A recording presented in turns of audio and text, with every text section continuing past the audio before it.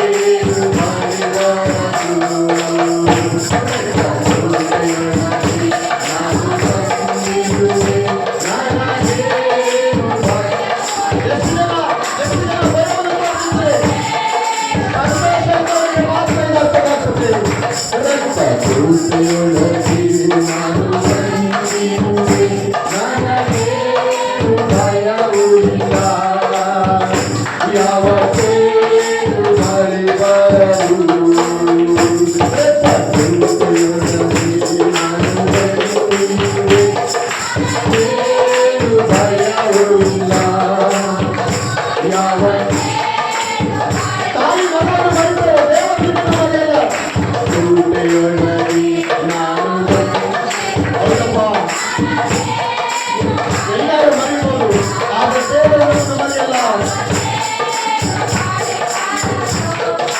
ತಾಯಿಯು ಮಗುವನ್ನು ಮರೆತಾರು, ಮರೆಯದ ನಂತರನು. ತಾಯಿ ಮಗುವನ್ನು ಮರೆತಾರು, ಮರೆಯದ ನಂತರನು. ಪೂರ್ವದಂತೆ ನನ್ನ ಮರೆಸುವನು, ಅಭಿಷೇಕ ಮಾಡುವನು. ಪೂರ್ವದಂತೆ ನನ್ನ ಮರೆಸುವನು, ಅಭಿಷೇಕ ಮಾಡುವನು. ಕೃಪೆಯೊಳಗೆ ನಾನು ಅವೇ ನಾನೇನು ಯಾವ ದೇವರು ಆಮೇಲೆ ಯಾವ ಸೇಡು ಸಂಭವಿಸಿದ ಮಗನೇ ರಕ್ತವು ನಿನಗೆ ಜಯಪಡುವಂತಾಗಿದೆ, ರಕ್ತವು ನಿನಗೆ ಜಯವಿರುವಂತಾಗಿದೆ, ರಕ್ತದಿಂದಲೇ ನಿನಗೆ ರಕ್ಷಣೆ. ಆಮೇಲೆ ನನ್ನವರೇ ಯೇಸುವಿನ ರಕ್ತವೇ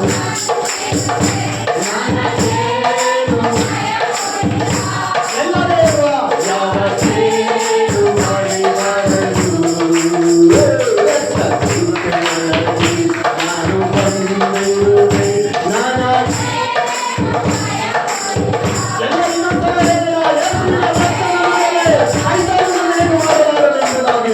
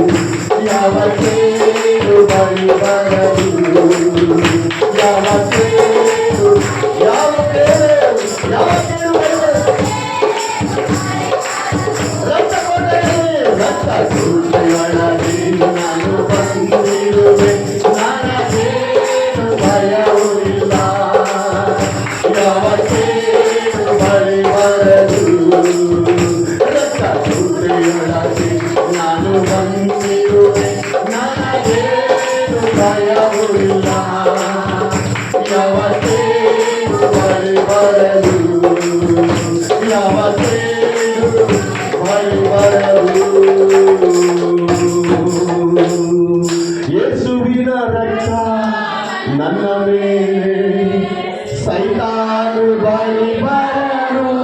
ಎಷ್ಟು ಜನ ನಂಬ್ತಾ ಇದ್ದೀರಿ? ಯೇಸುವಿನ ರಕ್ತ ನನ್ನ ಮೇಲೆ ಸೈತಾನು ಬಳಿ ಬರನು, ಶಿಲುಬೆಯ ಮೇಲೆ ಬಲಿಯಾದ ಪಾಪವ ಜಯಿಸಿದನು.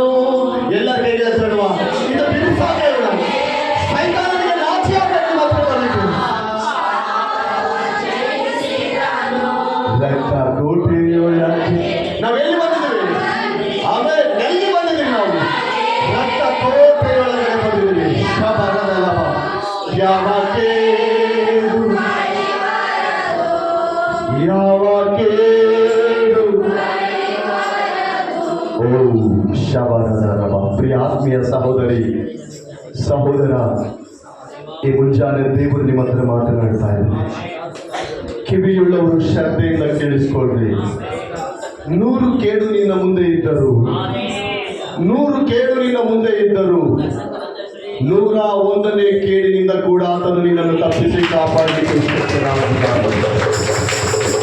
ನೀನು ಭಯಪಡಬೇಡ, ನೀನು ಭಯಪಡಬೇಡ, ನೀನು ಭಯಪಡಬೇಡ.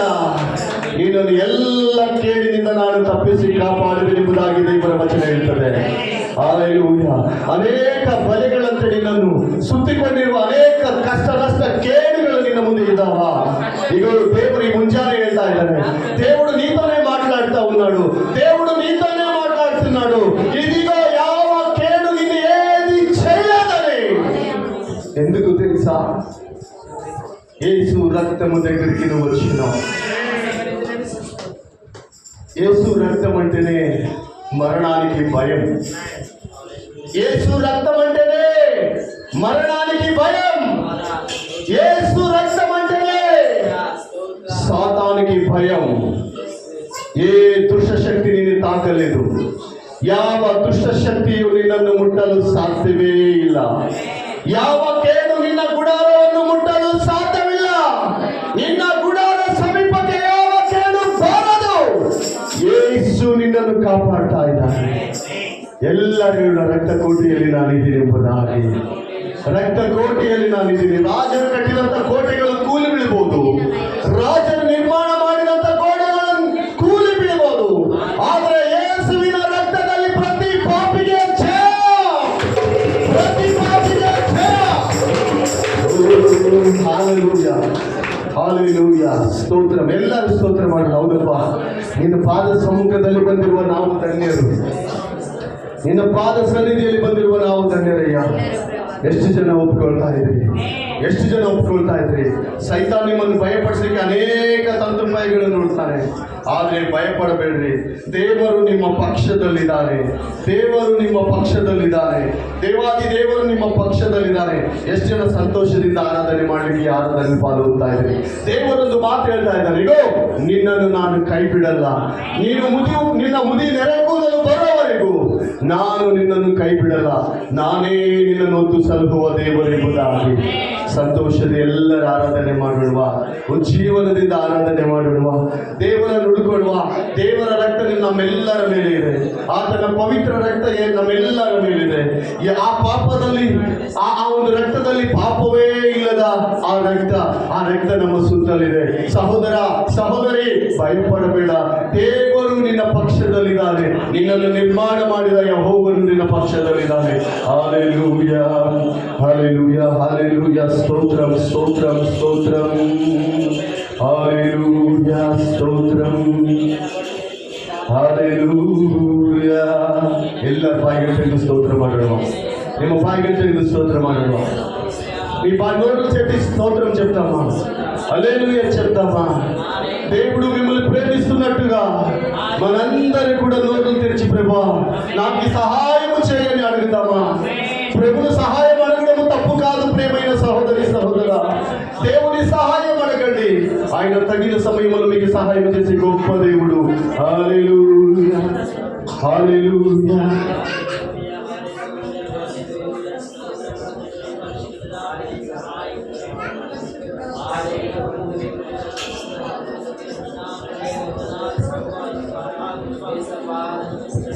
హల్లెలూయా, హల్లెలూయా. స్తోత్రం. ఆనందం నీలోనే, ఆధారం నీవేగా, ఆశ్రయం నీలోనే.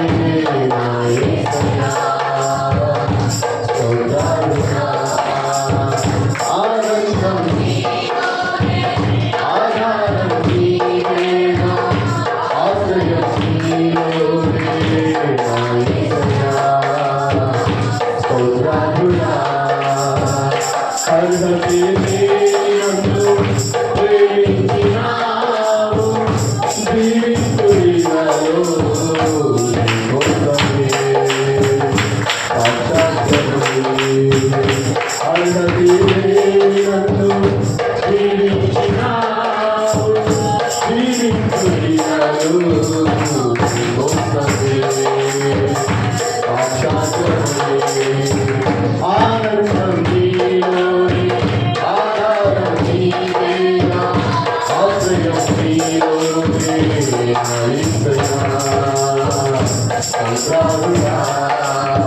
పది పది నిన్నే చీరగా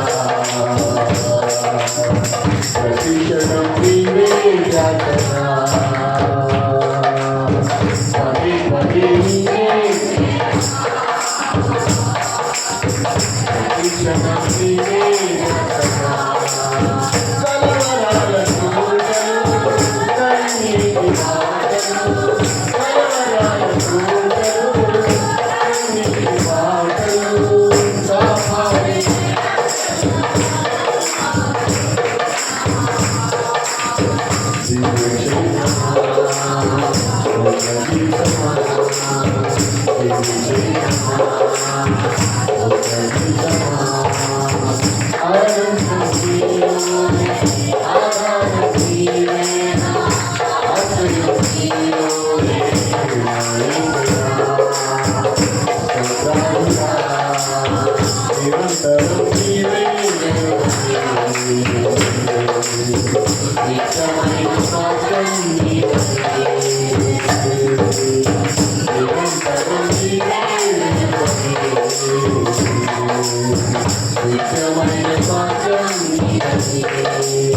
నీ సన్నిధి వీడగా సన్నుతింటి పాడగా నీ సన్నిధి వీడగా సన్నుతింటి పాడగా నీ కొరకే రోజులెత్తి నిన్ను ప్రకటించగా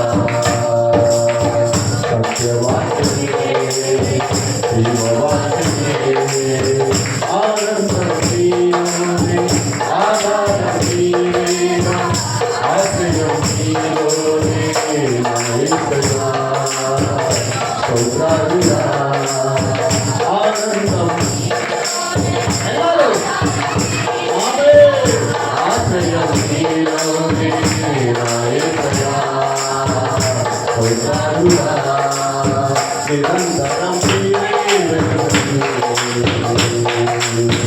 నిత్యమైన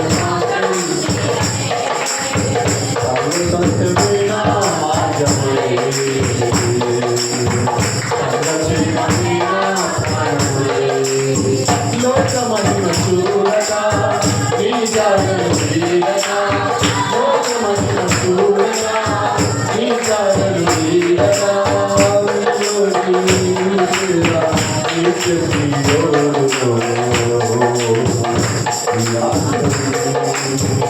నా దర్శనం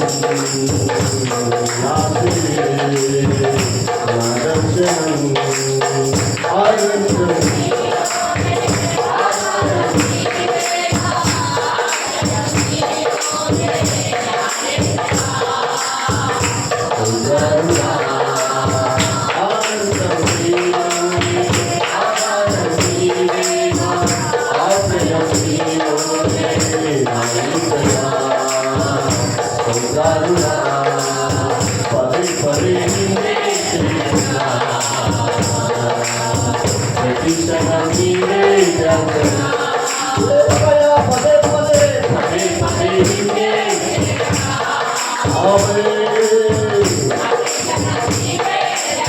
కలవరాల చూడలు కన్నీటి మాటలు కలవరాల చూడలు కన్నీటి మాటలు కాపాడి కవచముగా నన్ను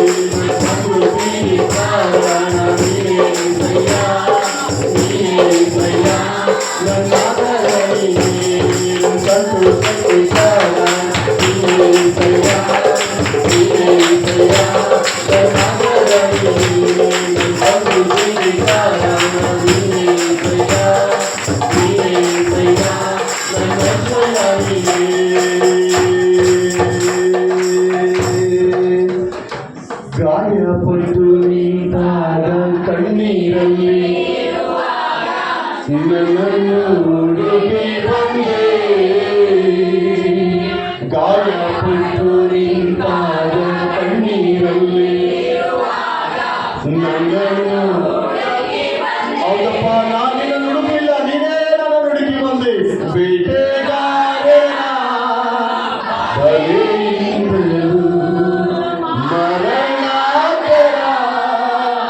ವ್ಯಾಧಿ ಎಲ್ಲರೂ ಬೇಟೆಗಾರನ ಬಲೆಯಿಂದಲೂ ಶಬರದ ಸಂದರ್ಭದಲ್ಲಿ ಮರಣಕರ ವ್ಯಾಧಿಯಿಂದಲೂ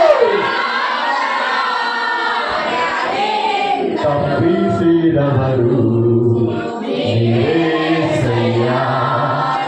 ಕಾಪಾಡಿದವರು ಎಲ್ಲ ತಪ್ಪಿಸಿದವರು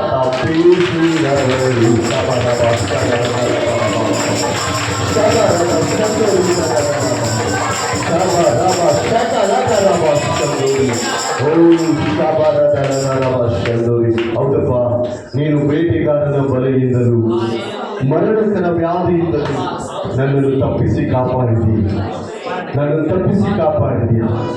ಈ ದಿನ ನಾನು ಜೀವಂತವಾಗಿದ್ದೀನಂದರೆ ಅದು ಕೇವಲ ನಿನ್ನ ಕೃಪೆ ರಾಜ.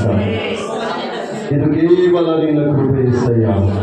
ಈಗ ಈ ಮುಂಜಾನೆ ಮತ್ತೊಂದು ಸಾರಿ ಅಯ್ಯ ನಿನ್ನ ಪಾದ ಸಮ್ಮುಖದಲ್ಲಿ ನಾವು ಸ್ತೋತ್ರ ಮಾಡುತ್ತಾ ಇದ್ದೀವಿ ರಾಜ. ನಮ್ಮನ್ನು ಕರುಣಿಸಿ ಈ ಆರಾಧನೆ ಎಲ್ಲರೂ ಒಂದಾಗಿ ಭವಿಸಿ ನಾವು ಆರಾಧನೆ ಮಾಡಲಿಕ್ಕಾಗುವಂತೆ ಇಲ್ಲಿ ಬಂದಿರುವ ನನ್ನ ಸಹೋದರರು ಹಾಗೂ ನನ್ನ ಸಹೋದರಿಯರನ್ನು ನೀನು ಇಲ್ಲಿವರೆಗೂ ಬಲಪಡಿಸಿದಕ್ಕಾಗಿ ನಿನಗೆ ಸ್ತೋತ್ರಪ್ಪ. ಯಪ್ಪ, ಯಾರ್ಯಾರು ಯಾವ ವ್ಯಾಧಿಯಿಂದಲೂ ಮರಣಕರ ಬಾಧೆಯಿಂದ ಇಲ್ಲಿ ಬಂದಿದ್ದಾರೋ ಆ ಮರಣದ ಬಾಧೆಯಿಂದ ತಪ್ಪಿಸಿ, ವ್ಯಾಧಿಗಳಿಂದ ತಪ್ಪಿಸಿ ಆಶೀರ್ವಾದ ಮಾಡಬೇಕೆಂಬುದಾಗಿ ಸ್ತೋತ್ರ ದೇವ. ಇದುವರೆಗೂ ಆರಾಧನೆಯಲ್ಲಿ ನಮ್ಮ ಸಂಗಡ ದೇವರಿದ್ದಕ್ಕಾಗಿ ಸ್ತೋತ್ರಪ್ಪ. ವಾಕ್ಯದೊಂದಿಗೆ ಮಾತನಾಡು, ವಾಕ್ಯಕ್ಕಾಗಿ ಪ್ರಾರ್ಥಿಸಲಿದೆ ನಮ್ಮ ಮಧ್ಯದಲ್ಲಿ ಸಹೋದರ ಹರಿ ಪ್ರಾರ್ಥನೆ ಮಾಡ್ತಾರೆ.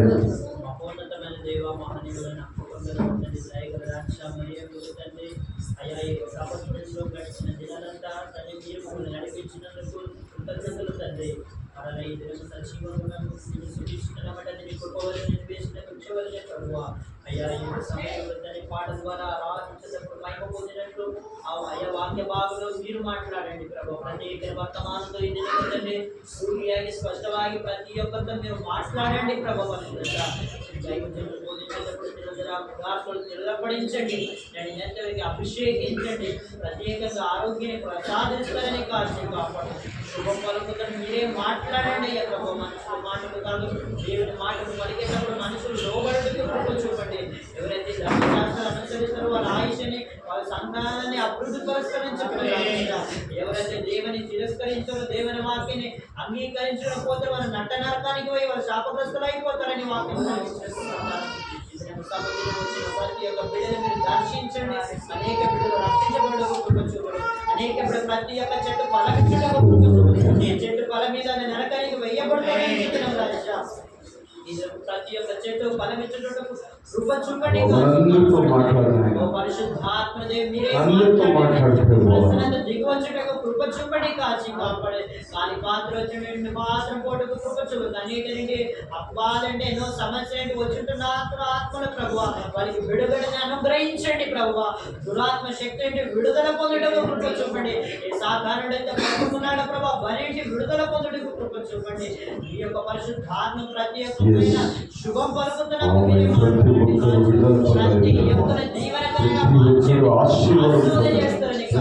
క్షేమం పొందాలి. ఎందుకంటే సాతానుడు కీర్తిపరుడయ్యా మాటలు తీసివేయండి ప్రభు. సభని అభివృద్ధి పరచుదామని దీవించబడుటకు కృప చూపండి. అనేక ప్రాంతాల సంఘాన్ని స్థాపించుటకు కృప చూపండి. మీరు వాగ్దానం చేసిన దేవుడు నమ్మికస్తున్నాడని ఆ నమ్మిక కోసం ఆ దర్శనం కోసం ఎదురు చూస్తున్నామయ్యా. జవాబు కోసం ఎదురు చూస్తున్నాం. మీరు సహాయం దీవించండి, ఆశ్రయించండి, బలపరచును. వచ్చే బిడ్డలందరూ దీవించండి, కాచి కాపాడుతుంది. వారు నూతనాత్మ వచ్చుటకు కృప చూపండి, కాపాడుతుంది. తండ్రి కుమార పరిశుద్ధాత్మకు ఏకనామములో అడిగి పొందుకున్నాము పరమ. ఆమేన్. దయచేసి అందరూ కూర్చుందాం. Praise the Lord. ದಯಮಾಡಿ ಎಲ್ಲರೂ ಕೂತ್ಕೊಳ್ಳೋಣ. ದೇವರು ನಮ್ಮೆಲ್ಲರನ್ನು ಆಶೀರ್ವಾದ ಮಾಡಲಿ. ಹಲ್ಲೆಲೂಯಾ. ಎಲ್ಲರೂ ಹೇಳೋಣ ಹಲ್ಲೆಲೂಯಾ. ಹಂಗೆ ಹೇಳ್ಬೇಕು. ಅವಾಗ ಎಲ್ಲ ನಾವು ಇದ್ದೀವಿ ಅಂತ ಅರ್ಥ. ಇಲ್ಲದೆ ಹೋದಲ್ಲಿ ನಮಗೆ ಸ್ವಲ್ಪ ಕನ್ಫ್ಯೂಷನ್ ಇರ್ತದೆ. ಹಾಗೆ ದೇವರು ನಮ್ಮೆಲ್ಲರನ್ನು ಆರಾಧನೆಯಲ್ಲಿ ನಡೆಸಿದ್ದಕ್ಕಾಗಿ ದೇವರಿಗೆ ಮಹಿಮೆ. ಪ್ರಿಯ ಆತ್ಮೀಯರೇ, ಈ ಸಮಯದಲ್ಲಿ ಯಾರು ಗಲಾಟೆ ಮಾಡಬಾರ್ದು. ನಾವು ಸ್ವಲ್ಪ ಹೊತ್ತು ಸಂಕ್ಷಿಪ್ತವಾಗಿ ದೇವರ ವಾಕ್ಯವನ್ನು ಕೇಳಿದ್ದೀವಿ. ಈ ಸಮಯದಲ್ಲಿ ನಾವು ದೇವರ ವಾಕ್ಯಕ್ಕೆ ಹೋಗಿದ್ದೀವಿ. ಪ್ರಿಯ ಆತ್ಮೀಯ ಸಹೋದರಿ, ನನ್ನ ಸಹೋದರ,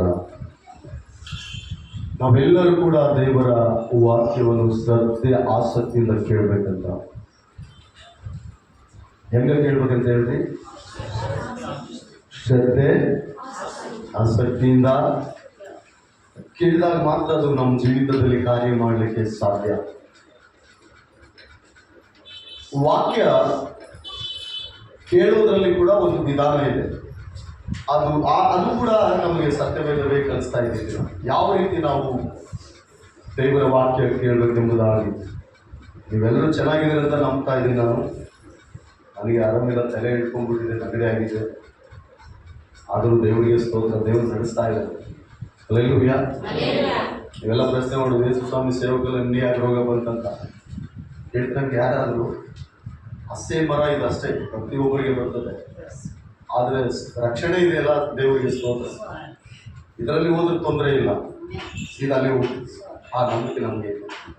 ಆದರೆ ಅಷ್ಟು ಜಲ್ದಿ ದೇವರು ಇದು ಮಾಡಲ್ಲ. ಬಟ್ ತಲೆ ಹಿಡ್ತಾ ಸ್ವಲ್ಪ ನೆಗಡಿ ಇದೆ, ಮೆಲ್ಲನ ದೇವರು ಆಶೀರ್ವಾದ ಮಾಡಲಿ.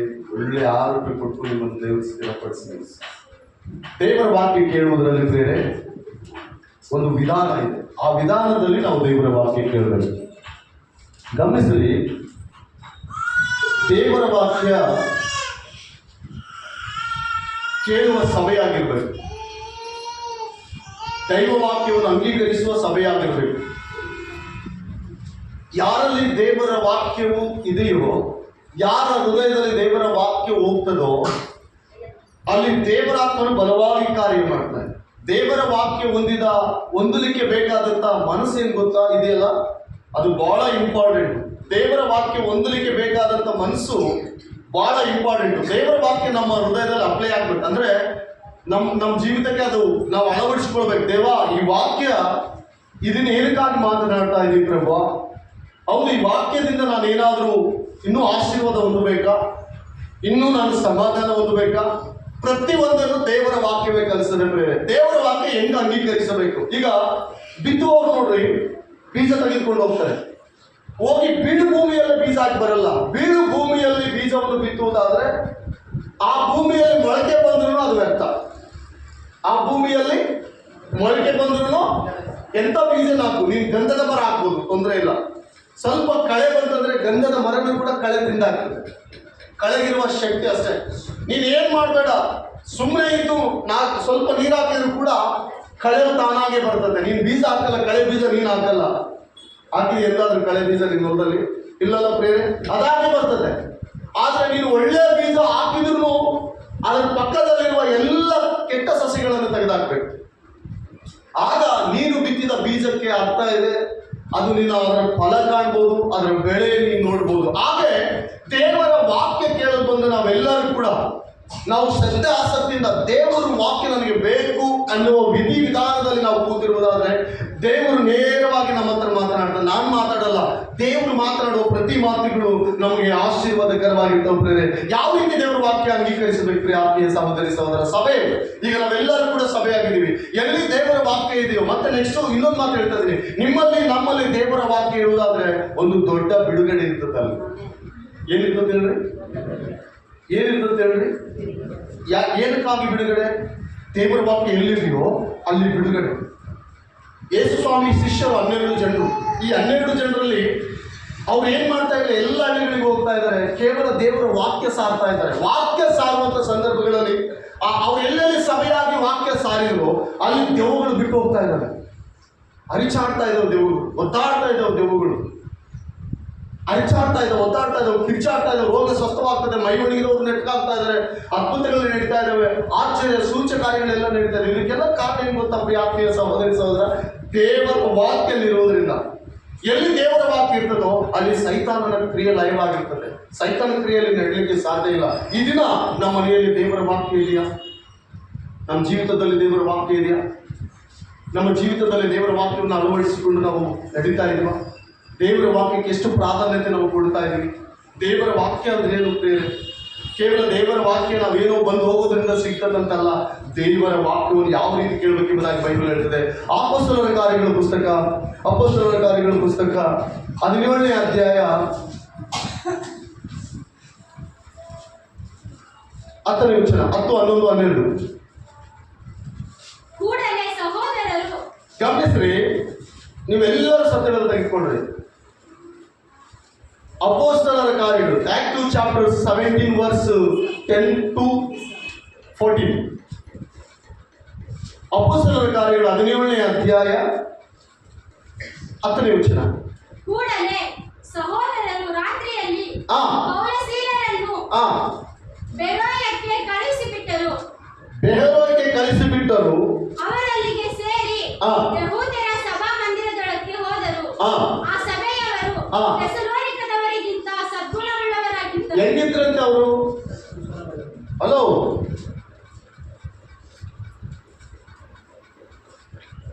ಥೆಸಲೋನಿಕದವರಿಗಿಂತಲೂ ಸದ್ಗುಣ ಉಳ್ಳವರಾಗಿದ್ದರು ಎಂಬುದಾಗಿ ಬೈಬಲ್ ಹೇಳ್ತದೆ.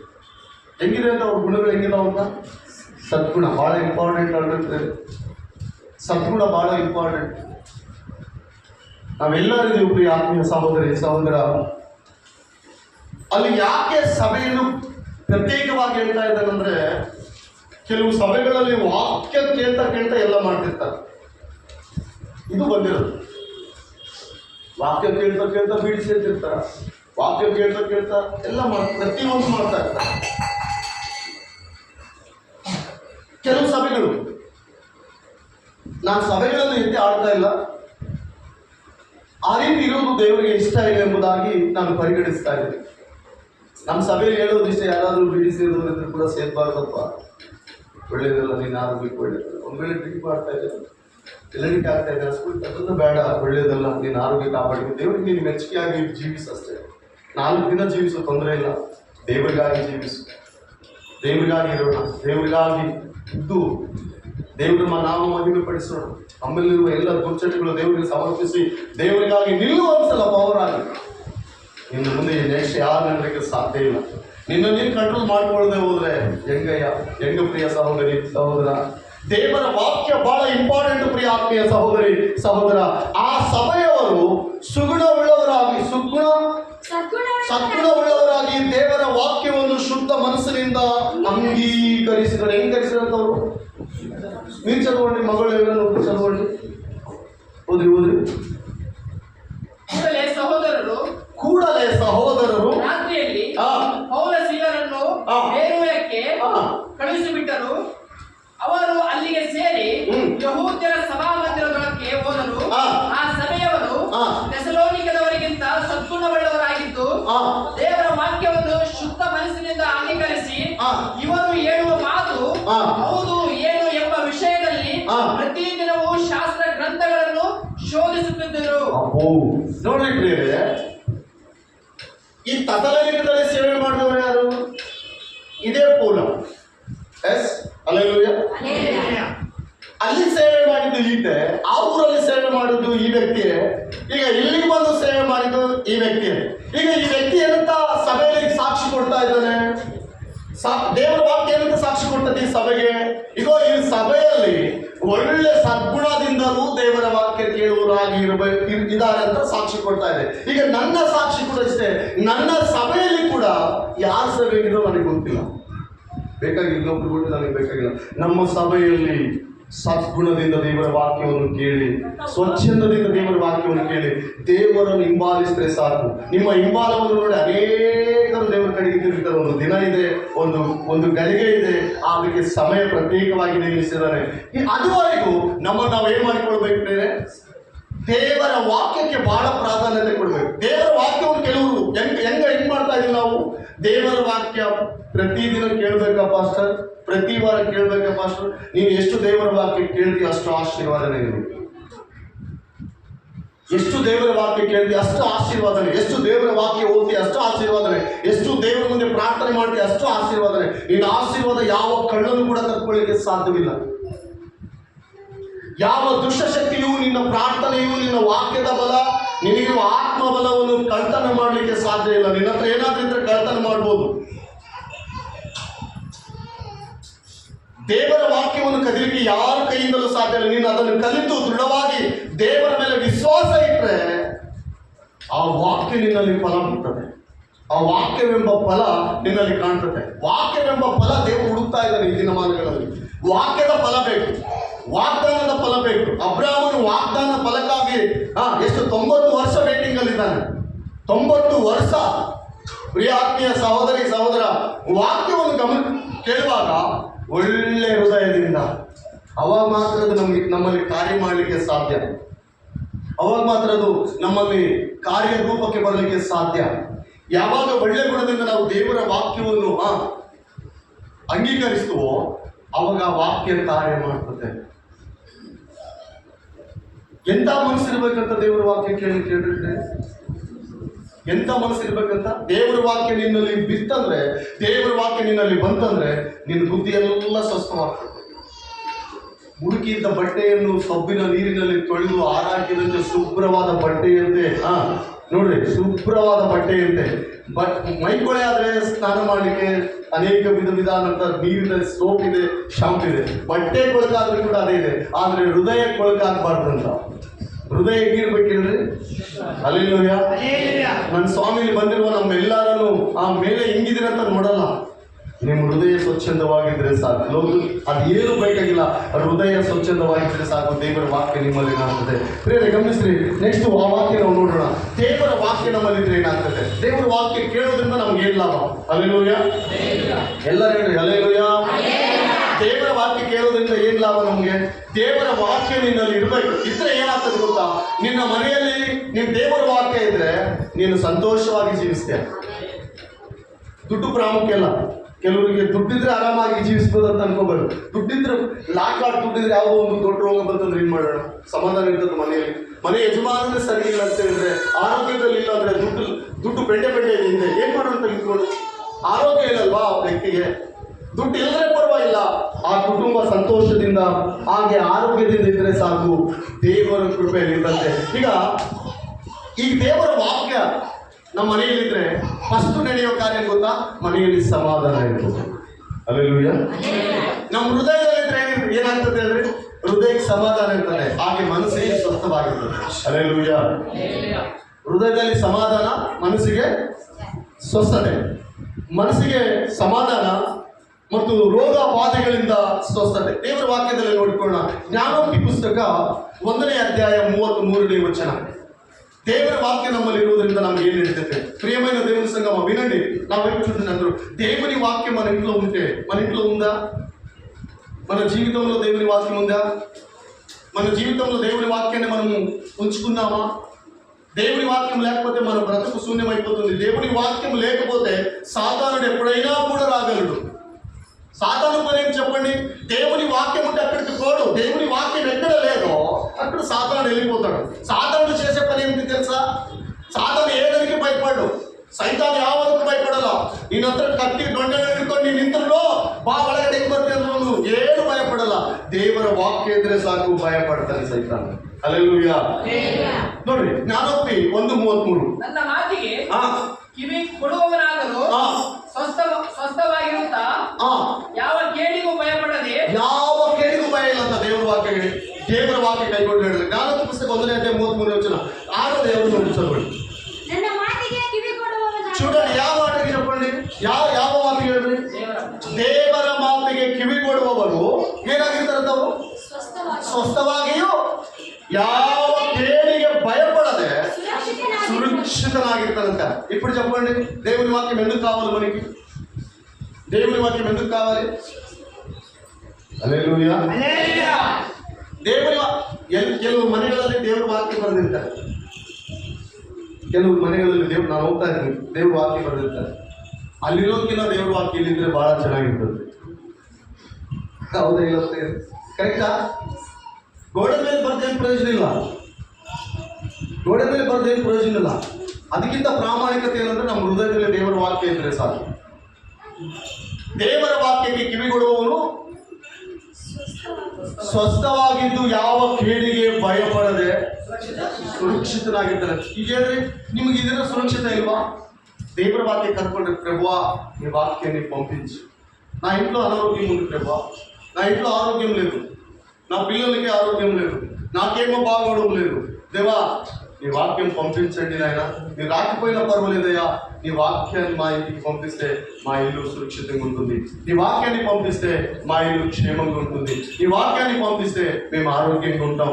వాక్యం లేనిది మనం బ్రతకలేమని దేవుని ఎప్పుడైనా ಪ್ರಾರ್ಥಿಂಚಾವಾ? ಪ್ರಾರ್ಥಿಸಲೇದಂತೆ ಇವತ್ತಿನಿಂದ ನೀನು ಪ್ರಾರ್ಥನೆ ಮಾಡೋದು ಪ್ರಾರಂಭ ಮಾಡಿದೇವಾ? ನಿನ್ನ ವಾಕ್ಯವು ನಮ್ಮ ಕುಟುಂಬದಲ್ಲಿ ಬೇಕು. ಎಷ್ಟು ಜನ ಆಸೆ ಪಡ್ತಾ ಇದ್ದಾರೆ ದೇವರ ವಾಕ್ಯ ನಮ್ಮ ಕುಟುಂಬಕ್ಕೆ ಬೇಕಂತ? ಹಲ್ಲೆಲೂಯಾ. ಏನ್ ಬೇಕಂತ ನಮ್ಮ ಕುಟುಂಬದಲ್ಲಿ? ದೇವರ ವಾಕ್ಯ ಅಂತ ಏನಿರ್ತದಂತ? ಏನೇನು ಆಶೀರ್ವಾದ? ಸ್ವಸ್ಥತೆ, ಯಾವ ಕೇಡು ಬರಲ್ಲ. ಯಾವ ಕೇಡು ಯಾಕೆ ಬರಲ್ಲ?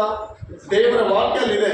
ಇದನ್ನ ನಮ್ಮ ಮನೆಗಳಲ್ಲಿ ದೇವರ ವಾಕ್ಯದಿಂದ ನಮ್ಮ ಮನೆಗಳನ್ನು ತುಂಬಿಸ್ಬೇಕು. ದೇವರ ವಾಕ್ಯದಿಂದ ಅಂದ್ರೆ ಏನ್ ಮಾಡೋದು ಪಾಸ್ಟರ್? ದೇವರ ವಾಕ್ಯ ಬರ್ದು ಎಲ್ಲ ಕಡೆ ಹಂಚ್ಬಿಡೋಣ ಅಂತಲ್ಲ. ದೇವರ ವಾಕ್ಯ ನೀನು ಹೋಗುವಾಗಲೂ ಬರುವಾಗಲೂ, ನೀನು ನಿಲ್ಲುವಾಗಲೂ ನಿನ್ನ ಕುಟುಂಬದಲ್ಲಿ ದೇವರ ವಾಕ್ಯ ಇದ್ರೆ ಸಮಾಧಾನಕರವಾಗಿರ್ತದೆ. ಯಾವ ಕೇಡು ಬರಲ್ಲ ಅಂತ ಹೇಳ್ರಿ. ಆ ಕೆಳಗೆ ಯೋಚನೆ ಹೆಂಗೆ ಹೇಳ್ತದೆ ಹೇಳ್ರಿ? ಯಾವ ಕೇಡು. ಯಾಕೆ? ದೇವರ ವಾಕ್ಯಲ್ಲಿರುವುದರಿಂದ. ದೇವರ ವಾಕ್ಯಲ್ಲಿರುವುದರಿಂದ ನಾವೇ ಸರಿಯಾಗಿ ದೇವರ ವಾಕ್ಯ ಕೇಳಲ್ಲ. ಯಾರಿಗಾದ್ರೂ ದೇವರ ವಾಕ್ಯ ಹೇಳೋಕೆ ಹೋದ್ರೆ ಅವ್ರು ಕೇಳ್ತಾರ ಪ್ರಿಯರೇ? ಈ ಸಭೆಯವರು ಹೆಂಗಿದಾರಂತ?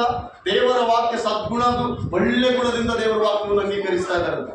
ಒಳ್ಳೆ ಗುಣದಿಂದ. ಎಂತ ಗುಣ ಅಂತ ಅದು? ಸದ್ಗುಣ ಉಳ್ಳವರಾಗಿ. ದೇವರ ವಾಕ್ಯಕ್ಕೆ ಸದ್ಗುಣ, ನಮ್ಮ ಗುಣ ಅಳಿತೈತೆ ದೇವರ ವಾಕ್ಯ. ನಾವು ಹೆಂಗಿದೀವಿ ಅಂತ ದೇವರ ವಾಕ್ಯ ಅಳಿತೈತೆ. ದೇವರಿಗೆ ಗೊತ್ತಿಲ್ವಾ ನಾವು ಹೆಂಗಿದೀವಿ, ಹೆಂಗೆ ನಮ್ಮ ಗುಣ ಇದೆ ಅಂತ? ನನ್ನ ಪ್ರಿಯ ಆತ್ಮೀಯ ಸಹೋದರಿ ಸಹೋದರ, ಗೊತ್ತಿಲ್ವ ದೇವರಿಗೆ? ಸಕಲವೂ ಗೊತ್ತುಂಟು. ನಾವು ಹೆಂಗಿದೀವಿ ಅಂತ ಕೂಡ ದೇವರ ವಾಕ್ಯಕ್ಕೆ ಗೊತ್ತುಂಟು. ನಿಮಗೆ ಗೊತ್ತಾ, ಆದಿಯಲ್ಲಿ ದೇವರ ವಾಕ್ಯವಿತ್ತು, ಆ ವಾಕ್ಯ ದೇವರ ಬಳಿಯಲ್ಲಿತ್ತು, ಆ ವಾಕ್ಯವೇ ದೇವರಾಯ. ವಾಕ್ಯಕ್ಕೆ ಎಲ್ಲ ಗೊತ್ತಿರ್ತದೆ. ವಾಕ್ಯ ನಮ್ಮ ಮನೆಯಲ್ಲಿರುವುದಾದ್ರೆ ನಮಗೆ ಸ್ವಸ್ಥತೆ, ಕ್ಷೇಮ, ಶಾಂತಿ, ಆರೋಗ್ಯ, ಸಮಾಧಾನ. ಹಾಗೆ ಯಾವ ಕೇಡು, ನಾವೊಂದು ಪದ ಹೇಳಿದ್ವಿ ಆರಾಧನೆಯಲ್ಲಿ, 100 ಕೇಡು ನಿನ್ನ ಮುಂದೆ ಇದ್ದು 101ನೇ ಕೇಡು ನಿನ್ನ ಮೇಲೆ ಬಂದ್ರು ಅದು ನಿನ್ನನ್ನೇನು ಮಾಡಲಿಕ್ಕಾಗಲ್ಲ. ಕರ್ತನ ವಾಕ್ಯ ನಮ್ಮ ಕುಟುಂಬದಲ್ಲಿರುವುದಾದ್ರೆ, ಹಲ್ಲೆಲೂಯ. ದೇವರ ವಾಕ್ಯ ಪ್ರತಿಯೊಬ್ಬರಿಗೆ ಬೇಕು. ದೇವರ ವಾಕ್ಯ ಬಿಟ್ಟು ಬದುಕಲಿಕ್ಕೆ ಸಾಧ್ಯ ಇಲ್ಲ. ನೀರು ಎಷ್ಟು ಬೇಕೋ ದೇವರ ವಾಕ್ಯ ಕೂಡ ಅಷ್ಟೇ ಪ್ರಾಮುಖ್ಯ. ಆದ್ದರಿಂದ ದೇವರ ವಾಕ್ಯ ಯಾವ ಮನುಷ್ಯನಲ್ಲಿಲ್ವೋ ಆ ನೀರಿಲ್ಲದ ಗಿಡದ ಹಾಗೆ ಒಣಗಿ ಹೋಗ್ತಾರೆ, ನೀರು ಇಲ್ಲದ ಗಿಡದಂತೆ ಒಣಗಿ ಹೋಗ್ತಾರೆ. ದೇವರ ವಾಕ್ಯ ಎಲ್ಲಿದೆಯೋ ಅದು ನೀರಿದ್ದಂತೆ ಆ ಗಿಡಕ್ಕೆ ಗೊಬ್ಬರ ಬೇಕಾಗಿಲ್ಲ. ದೇವರ ವಾಕ್ಯದಿಂದ ಆ ಗಿಡ ಸಿಗುತ್ತದೆ, ಆ ಗಿಡ ನೆರಳು ಕೊಡ್ತದೆ, ಫಲ ಕೊಡ್ತದೆ, ಅನೇಕರಿಗೆ ಆಶ್ರಯವಾಗ್ತದೆ. ಇಲ್ಲೇ ನೋಡ್ರಿ, ಎಲ್ಲಿ ದೇವರ ವಾಕ್ಯ ಯಾವ ಮನುಷ್ಯನಲ್ಲಿ ಕ್ರಿಯೆ ಮಾಡ್ತದೋ ಆ ವ್ಯಕ್ತಿ ಸ್ತ್ರೀ ಆಗಿರ್ಬೋದು, ಪುರುಷನಾಗಿರ್ಬೋದು, ಅವರು ಫಲ ಕೊಡಲು ಪ್ರಾರಂಭ ಮಾಡ್ತಾರೆ. ಏನ್ ಕೊಡಲು ಪ್ರಾರಂಭ ಮಾಡ್ತಾರೆ ಅಂದ್ರೆ, ಯಾರು ದೇವರ ವಾಕ್ಯ ಯಾರಲ್ಲಿದೆಯೋ ಅವರು ಫಲ ಕೊಡಲು ಪ್ರಾರಂಭ ಮಾಡ್ತಾರೆ. ಏನ್ ಫಲ? ವಾಕ್ಯದ ಫಲ ಮಾತ್ರ, ವಾಕ್ಯದ ಫಲ ಮಾತ್ರ. ಲೋಕದಲ್ಲಿ ಸ್ನೇಹಿತರನ್ನು ಸಂಪಾದಿಸಿಕೊಳ್ಳುವುದಲ್ಲ ನಾನು ಹೇಳ್ತಿರುವ ವಿಷಯ. ಲೋಕದಲ್ಲಿ ಸ್ನೇಹಿತರನ್ನು ಸಂಪಾದಿಸಿಕೊಂಡು ಲೋಕದಲ್ಲಿ ನಡೆಯುವ ಮಾರ್ಗ ಇಲ್ಲಿ ಬೋಧಿಸ್ತಾ ಇಲ್ಲ. ವಾಕ್ಯದ ಫಲ, ವಾಕ್ಯದ ಫಲ. ಯಾವಾಗ ನೀನು ವಾಕ್ಯದ ಫಲ ಕೊಡ್ತೀವೋ, ನೀನು ಎಲ್ಲಿ ಕಾಲಿಟ್ಟರು ಆ ಕುಟುಂಬದಲ್ಲಿ ಆಶೀರ್ವಾದ, ನೀನು ಎಲ್ಲಿ ಕಾಲಿಟ್ಟರು ಆ ಕುಟುಂಬಕ್ಕೆ ಶಾಂತಿ, ನೀನು ಎಲ್ಲಿ ಕಾಲಿಟ್ಟರು ಆ ಕುಟುಂಬದಲ್ಲಿ ಬಿಡುಗಡೆ, ನೀನು ಎಲ್ಲಿಗೂ ಹೋದ್ರು ಅಲ್ಲಿ ಒಂದು ಅರ್ಪಟ ಇರ್ತದೆ. ಯಾಕಂದ್ರೆ ಸೈತಾನನ್ನು ಹಿಂಬಾಲಿಸ್ತಾ ಇರ್ತಾನೆ. ದೇವರ ವಾಕ್ಯ ನಿನ್ನಲ್ಲಿದೆ. ನಿನ್ನನ್ನು ಟಚ್ ಮಾಡ್ಲಿಕ್ಕೆ ಸೈತಾನಿಗೆ ಆಗದ್ರಿಂದ ಅನೇಕ ಕ್ರಿಯೆಗಳು ನಿಂದೆಲೆದ್ದು ಮಾಡ್ತಾ ಇರ್ತಾನೆ. ಅವನು ಅನೇಕ ಕ್ರಿಯೆ ನಿನ್ನಿಂದಲೆದ್ದು ಮಾಡ್ತಾ ಇರ್ತಾನೆ. ಆದ್ರೂ ನಿನಗೆ ಅದು ತಟ್ಟಲ್ಲ. ಏನಾಗಲ್ಲ ಹೇಳ್ರಿ, ಯಾವ ಕೇಳಿಗೂ ನೀನು ಭಯ ಪಡದೇ ಇರುವೆ. Hallelujah, hallelujah. ಕೀರ್ತನೆ 119 ವಾಕ್ಯ 103. ನಿನ್ನ ನುಡಿಗಳು ನನ್ನ ನಾಲಿಗೆಗೆ ಎಷ್ಟೋ ರುಚಿಯಾಗಿವೆ. ಏನಂತ ಹೇಳ್ತಾರೆ ಭಕ್ತನು? ಯಾವ ನುಡಿಗಳೇನ್ರಿ? Hallelujah, hallelujah. ದೇವರ ಮಾತುಗಳು ನನ್ನ ನಾಲಿಗೆಗೆ, ಆತನ ನಾಲಿಗೆಗೆ ಎಷ್ಟೋ ರುಚಿಯಾಗಿದಾವಂತ. దేవుని మాట వినాలి మనం. దేవుని మాట ఎప్పుడుకి ఎలా ఉంటుందంట? మధురంగా ఉంటుందంట. నువ్వు దేవుని మాట చొప్పున నడుస్తా ఉంటే నీ జీవితం ఎంత ఆనందంగా ఉంటుందో తెలుసా? వేరే వాళ్ళకి ఎవరు తెలియదు నీ జీవిత విలువ, నీకు మాత్రమే తెలిసి ఉంటుంది. ఆ ఆనందము, ఆ సంతోషము, ఆ సమాధానము, ఆ ఒక నిలకడ, ఆ ఒక సంతృప్తి, ఆ ఒక నెమ్మది ಬೇರೆ ఉంటుంది. ಪ್ರೇಮನ ದೇವರ ಸಂಗಮ, ದೇವರ ವಾಕ್ಯವು ನಾವು ಉಂಟೆ. ದೇವರ ವಾಕ್ಯ ನಮ್ಮಲ್ಲಿ ಇರುವುದಾದ್ರೆ ನಮ್ಮ ಜೀವಿತಕ್ಕೆ ಆ ನಡೆನೇ ಬೇರೆ ಇರ್ತದೆ. ಅಷ್ಟು ಸಂತೃಪ್ತಿ, ಅಷ್ಟು ಸಮಾಧಾನ, ಅಷ್ಟು ಶಾಂತಿ, ಎಲ್ಲ ಪ್ರತಿಯೊಂದು ನಮ್ಮ ಮುಂದೆ ಗಡಗಡ ಗಡಗಡ ಅಂತೇಳಿ ಮಾಡದ ಹಾಗೆ ಸೈತಾನನು ಗಡ ಗುಡ ಅಂತೇಳಿ ನಮ್ಮ ಮುಂದಿದ್ರು ಒಂದು ಕಾಲು ಕಲಿಗೆ ತಗಲದಂತೆ ಕೂಡ ಕಾಪಾಡ್ತಾನಂತ ನೀವು. ಆ ವಚನ ಹೇಳ್ತಾರೆ, ಭಕ್ತರು ಹೇಳ್ತಾ ಇದ್ದಾನೆ, ನಿನ್ನ ನುಡಿಗಳು ನನ್ನ ನಾಲಿಗೆಗೆ ಎಷ್ಟೋ ರುಚಿಯಾಗಿದೆ. ಜೇನು ತಿಂದಿದ್ರಿ ಯಾರಾದ್ರು? ಜೇನು ಎಷ್ಟು ಜನ ತಿಂದಿದ್ದೀರಿ? ಜೇನು ಎಲ್ಲದಕ್ಕಿಂತಲೂ ಶ್ರೇಷ್ಠವಾದದ್ದು, ಮಧುರವಾದದ್ದು. ಈ ಭಕ್ತನ ಅದೇ ಹೇಳ್ತಾ ಇದ್ದಾರೆ, ನಿನ್ನ ವಾಕ್ಯವು ಜೇನುತುಪ್ಪಕ್ಕಿಂತಲೂ ರುಚಿಯಾಗಿದೆ. ಓದ್ರಿ ವಾಕ್ಯ. ಅವು ನನ್ನ ಬಾಯಿಗೆ ಜೇನುತುಪ್ಪಕ್ಕಿಂತಲೂ ಸಿಹಿಯಾಗಿವೆ. ಯಾವ ದೇವರ ವಾಕ್ಯ. ನಾವು ವಾಕ್ಯ ನಮ್ಮ ಮನೆಯಲ್ಲಿ ಇರಲ್ಲ, ಅದೇ ಬಂದಿರೋದು. ವಾಕ್ಯ ನಮ್ಮ ಜೀವಿತದಲ್ಲಿ ಇರಲ್ಲ, ಅದೇ ಬಂದಿರೋದು. ಇಲ್ಲಿ ವಾಕ್ಯ ಕೇಳ್ತೀವಿ, ವಾಕ್ಯ ಕೇಳಿದ ಕೂಡಲೇ ಸೈತಾನ್ ಥಾಟ್ ಬರ್ತದೆ, ಒಂದು ತಲೆಗೆ ಆಲೋಚನೆ ಬರುತ್ತೆ, ಇಲ್ಲೇ ಬಿಟ್ಟು ಹೋಗ್ಬಿಡ್ತೀವಿ ಆ ವಾಕ್ಯ. ನೆಕ್ಸ್ಟ್ ವಾರ ಏನ್ ಹೇಳಿದ್ದಪ್ಪ ಅಂತ ಯಾರಾದ್ರೂ ಕೇಳ್ತೀವಿ, ಇವಾಗ ಅದು ಏನೋ ಹೇಳಿದ್ದ ಹೇಳ್ರಿ ನೋಡ. ಎಷ್ಟು ಒಳ್ಳೆ ವಾಕ್ಯ ಗೊತ್ತಾ, ಎಷ್ಟು ಒಳ್ಳೆ ಸಂದೇಶ ಗೊತ್ತಾ. ಹೋದ್ವಾರ ಯೂಟ್ಯೂಬ್ನಲ್ಲಿ ಅನೇಕ ನೋಡಿದಾರೆ ಆ ವಾಕ್ಯ. ಹೇಳ್ರಿ ನೋಡ. ಇಲ್ಲ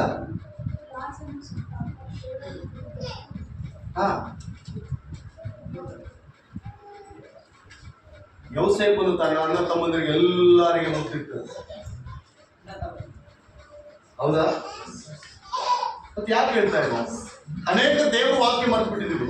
ಇದೆಲ್ಲ ಆಗ್ತಿರೋದೇ ಏನು ಯಾವ್ದ್ರಿಂದ ಗೊತ್ತಾ ಪ್ರೇರೆ? ದೇವರ ವಾಕ್ಯ ಮರೆಯುವ ಒಂದು ವಿಧಾನ ಇದೆ. ಸೈತಾನನು ದೇವರ ವಾಕ್ಯವೆಂಬ ಗಿಡವು ನಿನ್ನಲ್ಲಿ ಮೊಳಕೆ ಹೊಡೆದ್ರೆ ಸೈತಾನದ ಮೇಲೆ ಕಲ್ಲಾಗ್ತಾ ಇದ್ದಾನೆ. ಇದು ಮಳಿಬಾರದು, ಇದು ಮಳಿಬಾರದು. ದೇವರ ವಾಕ್ಯ ನಿನ್ನಲ್ಲಿ ಬೆಳೆದ್ರೆ ನಿನ್ನ ಹಿಡಿಯುವ ವ್ಯಕ್ತಿ ಯಾರು ಈ ಲೋಕದಲ್ಲಿ ಬ್ಲೆಸ್ಸಿಂಗ್, ಆಶೀರ್ವಾದ. ಆದ್ದರಿಂದ ಸೈತಾನ ಏನ್ ಮಾಡ್ತಾ ಇದ್ದಾನೆ ಹೇಳಿ? ನಿಮ್ಮನ್ನ ವಾಕ್ಯ ಬೆಳೆದಂತೆ ಅಣಿಸ್ತಾ ಇದ್ದಾನೆ. ಎಲ್ಲದರಲ್ಲಿ ಮುಂದಿದ್ದೀವಿ ನಾವು, ಎಲ್ಲದರಲ್ಲಿ ಮುಂದಿದ್ದೀವಿ. ನೋಡ್ರಿ, ರಾತ್ರಿ ಧಾರಾವಾಹಿ ನೋಡ್ಬೇಕಂದ್ರೆ ನಾವೇ ರಿಮೋಟ್ ನಮ್ಮ ಕೈಯಲ್ಲಿ ಫಸ್ಟ್ ನಾವೇ ನೋಡೋದು ಧಾರಾವಾಹಿ. ಹೌದೇನಂದ್ರೆ ಎಲ್ಲಿಗೆ ನಾವು ರೆಡಿ ಆಗ್ಬೇಕಂದ್ರೆ ಫಸ್ಟ್ ನಾವೇ ರೆಡಿ ಆಗೋದು. ಎಲ್ಲಿಗೆ ನಾವು ಹೋಗ್ಬೇಕಂದ್ರೆ ಫಸ್ಟ್ ನಾವೇ ಹೋಗೋದು. ಏನಾದ್ರು ಮಾಡ್ಬೇಕಂದ್ರೆ ಫಸ್ಟ್ ನಾವಿರ್ತೀವಿ. ಆದ್ರೆ ದೇವರ ವಾಕ್ಯಕ್ಕೆ ಒಂದು 100 ಹೆಜ್ಜೆ ಇದೆ. ನಿನ್ನನ್ನು ಕಾಪಾಡೋದು ಈ ಲೋಕ ಅಲ್ಲ. ಗಮನಿಸು, ಅಂತ್ಯಕಾಲದಲ್ಲಿ ನಾವು ಇದ್ದೀವಿ. ಪ್ರತಿಯೊಬ್ಬರಿಗೆ ದೇವರ ವಾಕ್ಯ ಬಹಳ ಪ್ರಾಮುಖ್ಯ. ನಿನ್ನ ಕುಟುಂಬ ದೇವರ ವಾಕ್ಯದಿಂದ ಕಟ್ಟಲ್ಪಡಬೇಕು. ಭಕ್ತನಾದ ದಾವಿದನು ಹೇಳ್ತಾ ಇದ್ದಾರೆ, ನಿನ್ನ ವಾಕ್ಯವು ಜೇನುತುಪ್ಪಕ್ಕಿಂತಲೂ ಸಿಹಿಯಾಗಿದೆ. ಜೇನುತುಪ್ಪದಲ್ಲಿ ಏನಾದ್ರು ಕಲ್ತಿರ್ತದ? ಎಷ್ಟು ಶ್ರೇಷ್ಠ ಗೊತ್ತದು, ಎಷ್ಟು ಶ್ರೇಷ್ಠ ಗೊತ್ತದು ಪ್ರಿಯ ಆತ್ಮೀಯ ಸಹೋದರಿ ಸಹೋದರ. ಅದ್ರ ಬಗ್ಗೆ ಭಕ್ತನು ದಾವಿದನು, ಆ ಭಕ್ತನಾದ ಕೀರ್ತನೆಗಾರನು ವರ್ಣಿಸ್ತಾ ಇದ್ದಾನೆ. ಏನಂತ ಗೊತ್ತಾ? ನಿನ್ನ ವಾಕ್ಯವು ಜೇನುತುಪ್ಪಕ್ಕಿಂತಲೂ ಸಿಹಿಯಾಗಿದೆ. ತಿಂದಿದ್ದೀವಿ ಯಾವತ್ತಾದ್ರೂ ದೇವರ ವಾಕ್ಯ? ಏನಿದೆ ದೇವರ ವಾಕ್ಯದಲ್ಲಿ? ದೇವರ ವಾಕ್ಯ ಈ ವಾರ ಕೇಳಿದ್ರೆ ಏನಾಗ್ತದೆ ಹೇಳು? ಹಲ್ಲೆಲೂಯಾ. ಈ ವಾರ ಕೇಳಿದ್ರೆ ಏನಾಗ್ತದೆ ಹೇಳು? ದೇವರು ನಿನಗಾಗಿ ಒಂದು ವಾಕ್ಯವನ್ನು ಸಿದ್ಧಪಡಿಸಿದಾಗ ಆ ವಾಕ್ಯಕ್ಕೆ ನೀನು ಕಂಪಲ್ಸರಿ ಆ ವಾಕ್ಯ ಕೇಳಬೇಕು. ನೀನು 100% ಅಲ್ಲಿ ಇರಲೇಬೇಕು. 100% ಅಲ್ಲಿ ಇರಲೇಬೇಕು. ದೇವರ ವಾಕ್ಯ ಬಹಳ ಪ್ರಾಮುಖ್ಯ ಅಲ್ಲ ಫ್ರೆಂಡ್? ಹಲ್ಲೆಲೂಯಾ. ದೇವರ ವಾಕ್ಯ ಇಲ್ಲದೆ ಹೋದ್ರೆ ನಮ್ಮ ಜೀವಿತ ಅಯೋಮಯವಾಗಿರ್ತದೆ. ದೇವರ ವಾಕ್ಯದಿಂದ ಸ್ವಸ್ಥತೆ ಇದೆ ಗೊತ್ತಾ ನಿಮಗೆ? ದೇವರ ವಾಕ್ಯದಿಂದ ಸ್ವಸ್ಥತೆ ಇದೆ. ಎಷ್ಟು ಜನ ನಂಬ್ತಾ ಇದ್ದೀರಿ ದೇವರ ವಾಕ್ಯದಲ್ಲಿ ಸ್ವಸ್ಥತೆ ಇದೆ ಅಂತ? విడుదల ఉందంట. దేవుని మాటలు ఏముందంట? దేవుని మాటల్లో ఆరోగ్యం ఉందంట. దేవుని మాటల్లో ఆశీర్వాదం ఉందంట. దేవుని మాట వింటే సమస్తము దేవుడు చేకూడిస్తాడంట. ಅಂದ್ರೆ ಎಲ್ಲವನ್ನೂ ಆತನ ಅನುಗ್ರಹಿಸ್ತಾನಂತ ದೇವರ ವಾಕ್ಯದಿಂದ. 107ನೇ ಕೀರ್ತನೆ, 107ನೇ ಕೀರ್ತನೆ 20-21. Psalms 7:20-21. ಅವರು ಯೆಹೋವನ ಕೃಪೆಗೋಸ್ಕರ, ಆತನು ಮಾನವರಿಗಾಗಿ ನಡೆಸಿದ ಅದ್ಭುತಗಳಿಗೋಸ್ಕರ ಆತನನ್ನು ಕೊಂಡಾಡಲಿ. 107ನೇ ಕೀರ್ತನೆ 20-21 ಯಾರಾದ್ರೂ ನೋಡ್ರಮ್ಮ? ಆತನು ದೇವದೂತರನ್ನು ಎಂಬಂತೆ, ಆತನು ದೇವದೂತರನ್ನು ಎಂಬುವಂತೆ ತನ್ನ ವಾಕ್ಯವನ್ನು ಕಳುಹಿಸಿ. ಯಾರಿಗೆ? ಗಮನಿಸ್ಬಿಟ್ರೆ ಯಾರಿಗೆ? ಯಾರಿಗೆ? ಇಸ್ರಾಯೇಲರಿಗೆ. ದೇವರ ಆಜ್ಞೆ ಮೀರಿದ್ದಾರೆ ಇವರು. ದೇವರ ಕಟ್ಟಳೆಗೆ ಬಗ್ಗಿಲ್ಲ. ದೇವರ ಆಜ್ಞೆ ಮೀರಿ ಬಂದಿದ್ದಾರೆ. ಟೋಟಲ್ ಅವ್ರ ಪಾಳ್ಯದಲ್ಲಿ ಎಲ್ಲ ಕೂಡ ಅನಾರೋಗ್ಯದಲ್ಲಿ ಮಲಗಿದ್ದಾರೆ. ಅವ್ರ ಪಾಳ್ಯದಲ್ಲಿ ಏನಾಗಿದೆ ಹೇಳಿ? ಎಲ್ಲರ ಅನಾರೋಗ್ಯದಲ್ಲಿ ಮಲಗಿದ್ದಾರೆ. ಇಸ್ರಾಯೇಲ್ ಎಲ್ಲರಿಗೂ ರೋಗ ಬಂದಿದೆ. ಆ ದಿನಮಾನಗಳಲ್ಲಿ ಕೆಲವು ಕಟ್ಟಳೆಗಳು ನೀವು ಯಾವಾಗಾದ್ರೂ ಕೇಳಿರ್ಬೋದು.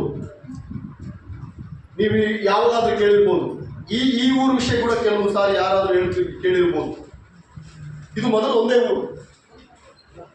ಇದಕ್ಕೆ ಒಂದ್ಸಲ ರೋಗ ಬಂದಂತೆ ಈ ಊರಿಗೆ ರೋಗ ಬಂದ್ರೆ ಎಣೆಗಳು ಸಾಲಾಗಿ ಸತ್ಬಿಟ್ಟು ಅದಕ್ಕೆ ಔಷಧನೇ ಇಲ್ಲ ಇದೇ ಊರಲ್ಲಿ. ಆಗ ಆ ಹೊಡೆತಕ್ಕೆ ತಾಳಾದ ಜನ ಆ ಕಡೆಗೆ ಒಂದು ಸ್ವಲ್ಪ ಜನ, ಈ ಕಡೆಗೆ ಒಂದು ಸ್ವಲ್ಪ ಜನ ಅಂತ ಯಜಮಾನ್ ಹೇಳೋದನ್ನ ನಾವು ಕೇಳ್ತಾ ಇದ್ವಿ. ಹೊಸದು ರುಚಿ ಹಳೆ. ಇದಕ್ಕೆ ಕಾರಣ ಅದೇ. ಈಗ ಇಸ್ರಾಯೇಲ್ ಪರಿಸ್ಥಿತಿ ಕೂಡ ಸೇಮ್ ಯಾವ್ದಿತ್ತು ಹಂಗೆ ಇದೆ. ದೇವರಿಗೆ ಅವಿಧೇಯವಾಗಿದ್ದಾರೆ, ರೋಗ ಬಂದಿದೆ, ಎಲ್ಲರೂ ಮಲಗಿದ್ದಾರೆ. ಯಾರು ಕೂಡ ಎದ್ದು ನಡೆದಾಡುವ ಸ್ಥಿತಿಯಲ್ಲಿಲ್ಲ. ಬಟ್ ಅವ್ರು ಪ್ರಾರ್ಥನೆ ಮಾಡ್ತಾ ಇದ್ದಾರೆ. ಏನು ಗೊತ್ತಾ? ದೇವ, ನಿನ್ ಕರುಣೆ ನಮಗೆ ಬೇಕಪ್ಪ. ನಿನ್ ಕರುಣೆ ಇಲ್ಲದೆ ಹೋದ್ರೆ ನಾವೇನಾಗ್ತೋ ಗೊತ್ತಿಲ್ಲ ಎಂಬುದಾಗಿ ಅವರು ಪ್ರಾರ್ಥನೆ ಮಾಡುವಾಗ ದೇವರು ಏನು ಕಲಿಸ್ತಾ ಇದ್ದಾರೆ ಅಂತ ಅವ್ರಿಗೆ ಸ್ವಸ್ಥತೆಗಾಗಿ ಏನ್ ಕಲಿಸ್ತಾ ಇದ್ದಾರೆ? దేవుని వాక్యమని దూతంగా మార్చి దేవుని వాక్యమును దూతనంತೆ ಮಾರ್ಪಡಿಸಿ ಅವರ ಮಧ್ಯದಲ್ಲಿ ಕಳಿಸ್ತಾ ಇದ್ದಾರೆ. ಏನಕ್ಕಾಗಿ? ಗುಣಪಡಿಸುವುದಕ್ಕಾಗಿ ಒಂದು ಆಮೇಲೆ ಹೇಳ್ರೆ ಎಲ್ಲರೂ ಎಷ್ಟು ಜನಕ್ಕೆ ಅರ್ಥ ಆಗ್ತದೆ ಇದನ್ನ ವಾಕ್ಯ? ಇದನ್ನ ಅನಾರೋಗ್ಯದಲ್ಲಿದ್ದೀವ, ಕುಟುಂಬ ಸಮಸ್ಯೆಗಳು ಬಹಳ ಭಯಂಕರವಾಗಿದಾವ, ಸಾಲ ಬಾಧೆಗಳು ಗೊತ್ತಿಲ್ಲದೆ ನಾವೇನು ತಿಳಿಲಾರದೆ ಮಾಡಿರುವಂತ ಸಾಲ, ಅದೊಂದು ಶಾಪ. ಬೇರೆ ಸಾಲ ಏನೋ ಒಂದು ಬೈಬಲ್ ಇರ್ತದೆ, ಅದೊಂದು ಶಾಪ. ನಮಗೆ ಗೊತ್ತಿರಲ್ಲ, ಅದನ್ನ ಮಾಡ್ಬಿಡ್ತೀವಿ ನಾವು. ಮಾಡಿದ ನಂತರ ಕುತ್ತಿಗೆ ಉರಿ ಹಾಕಿದಂತೆ ಬಿಚ್ಕೋಬೇಕಂದ್ರೆ ಬರಲ್ಲ, ಸ್ವಲ್ಪ ಬೆಳೆ ಬಿದ್ರೆ ಜೀವ ಹೋಗ್ತದೆ ಅನ್ನುವ ಸ್ಥಿತಿಯಲ್ಲಿರ್ತದೆ ಸಾಲ. ಅದೊಂದು ರೋಗ. ಸಾಲ ಏನಿದೆಯಲ್ಲ ಅದೊಂದು ರೋಗ ಬೇರೆ. ನನ್ನ ಆತ್ಮೀಯರೇ ಗಮನಿಸ್ರಿ, ಕೆಲವು ಸಂದರ್ಭಗಳಲ್ಲಿ ನಾವು ಏನು ಮಾಡಿದ್ರು ಮುಂದಕ್ಕೆ ಹೋಗಕ್ಕಾಗಲ್ಲ.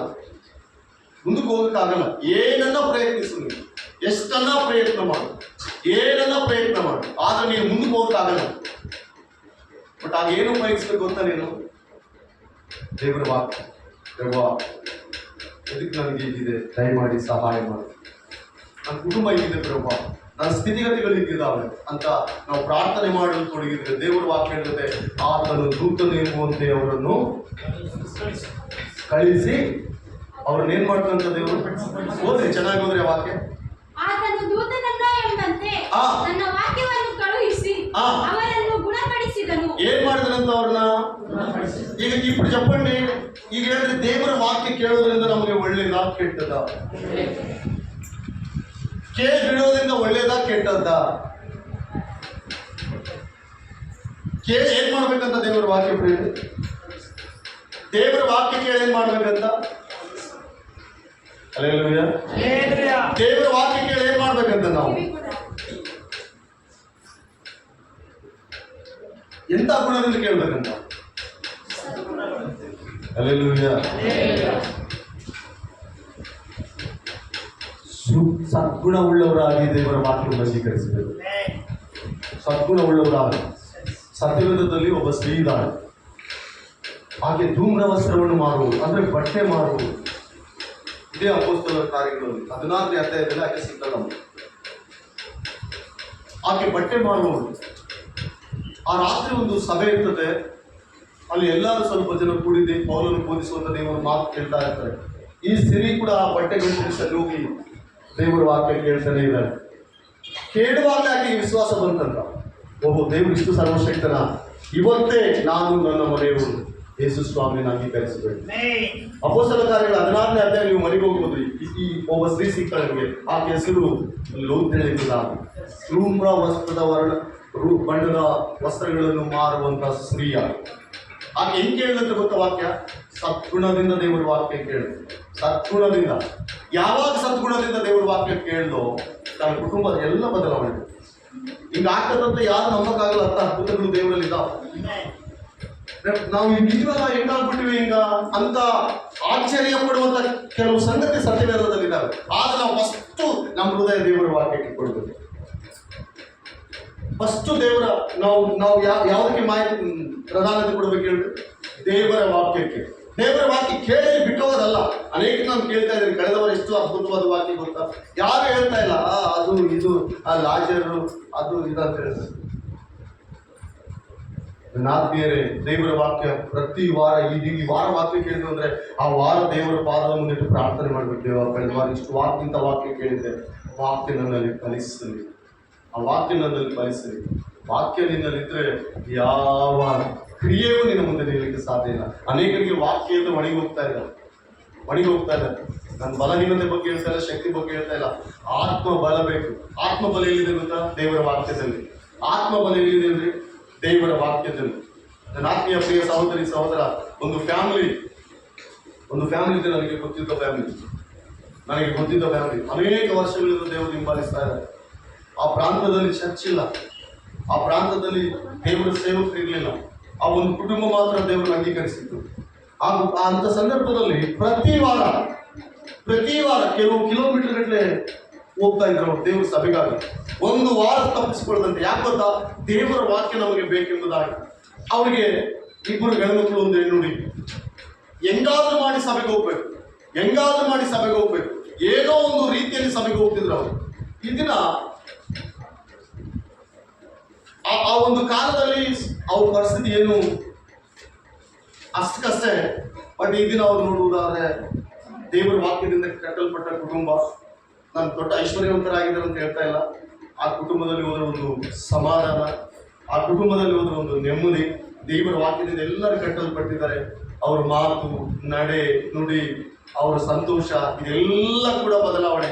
ತಾಯಿ ಹೇಳ್ತಾ ಇರೋ ಮಾತಿನ ಗೊತ್ತಾ, ಕೆಲವು ದಿನಗಳ ಕಾಲ ಹಿಂದೆ ನಮ್ಮ ಜೀವಿತ ಹಿಂಗಿತ್ತು, ನಾವು ಅನೇಕ ಕಷ್ಟಪಟ್ಟಿವಿ, ಪ್ರಾರ್ಥನೆ ಮಾಡಿದ್ವಿ. ಈಗ ನಮ್ಮ ಗ್ರಾಮದಲ್ಲಿ ಚರ್ಚ್ ಆಗಿದೆ, ಒಬ್ಬ ಸೇವಕನಿದ್ದಾನೆ, ಒಬ್ಬ ಸೇವಕನು ಬಂದು ಪ್ರಾರ್ಥನೆ ಮಾಡಿ ಹೋಗ್ತಾ ಇದ್ದಾನೆ. ನಮಗೇನು ಭಯ ಇಲ್ಲ. ಎಲ್ಲಿ ಪ್ರಾರ್ಥನೆ ಇದೆಯೋ ಆ ಗ್ರಾಮದಲ್ಲಿ, ಎಲ್ಲಿ ಸಭೆ ಇದೆಯೋ ಆ ಗ್ರಾಮಕ್ಕೆ ಆಶೀರ್ವಾದ. ದೇವರ ವಾಕ್ಯದಿಂದ, ದೇವರ ವಾಕ್ಯವಿಟ್ಟು ಪ್ರಾರ್ಥನೆ ಮಾಡುವವರಿಗೆ ಯಾವುದೇ ಕಡಿಮೆ ಇಲ್ಲ. ದೇವರ ವಾಕ್ಯ ಇಟ್ಟು ಪ್ರಾರ್ಥನೆ ಮಾಡಬೇಕು. ದೇವರ ವಾಕ್ಯದಿಂದ ನಮ್ಮಲ್ಲಿ ಇದ್ದಿರ್ತಾನೆ ನಾವು ಅಲ್ಲಿಟ್ಟು ಪ್ರಾರ್ಥನೆ ಮಾಡುವುದು. ನಾವು ಪ್ರಾರ್ಥನೆ ಮಾಡ್ತಾ ಇಲ್ಲ. ಪ್ರಿಯರೇ ಗಮನಿಸ್ರಿ, ನೆಕ್ಸ್ಟ್ ವಾಕ್ಯ ಲೂಕನ ಬರೆದ ಸುವಾರ್ತೆ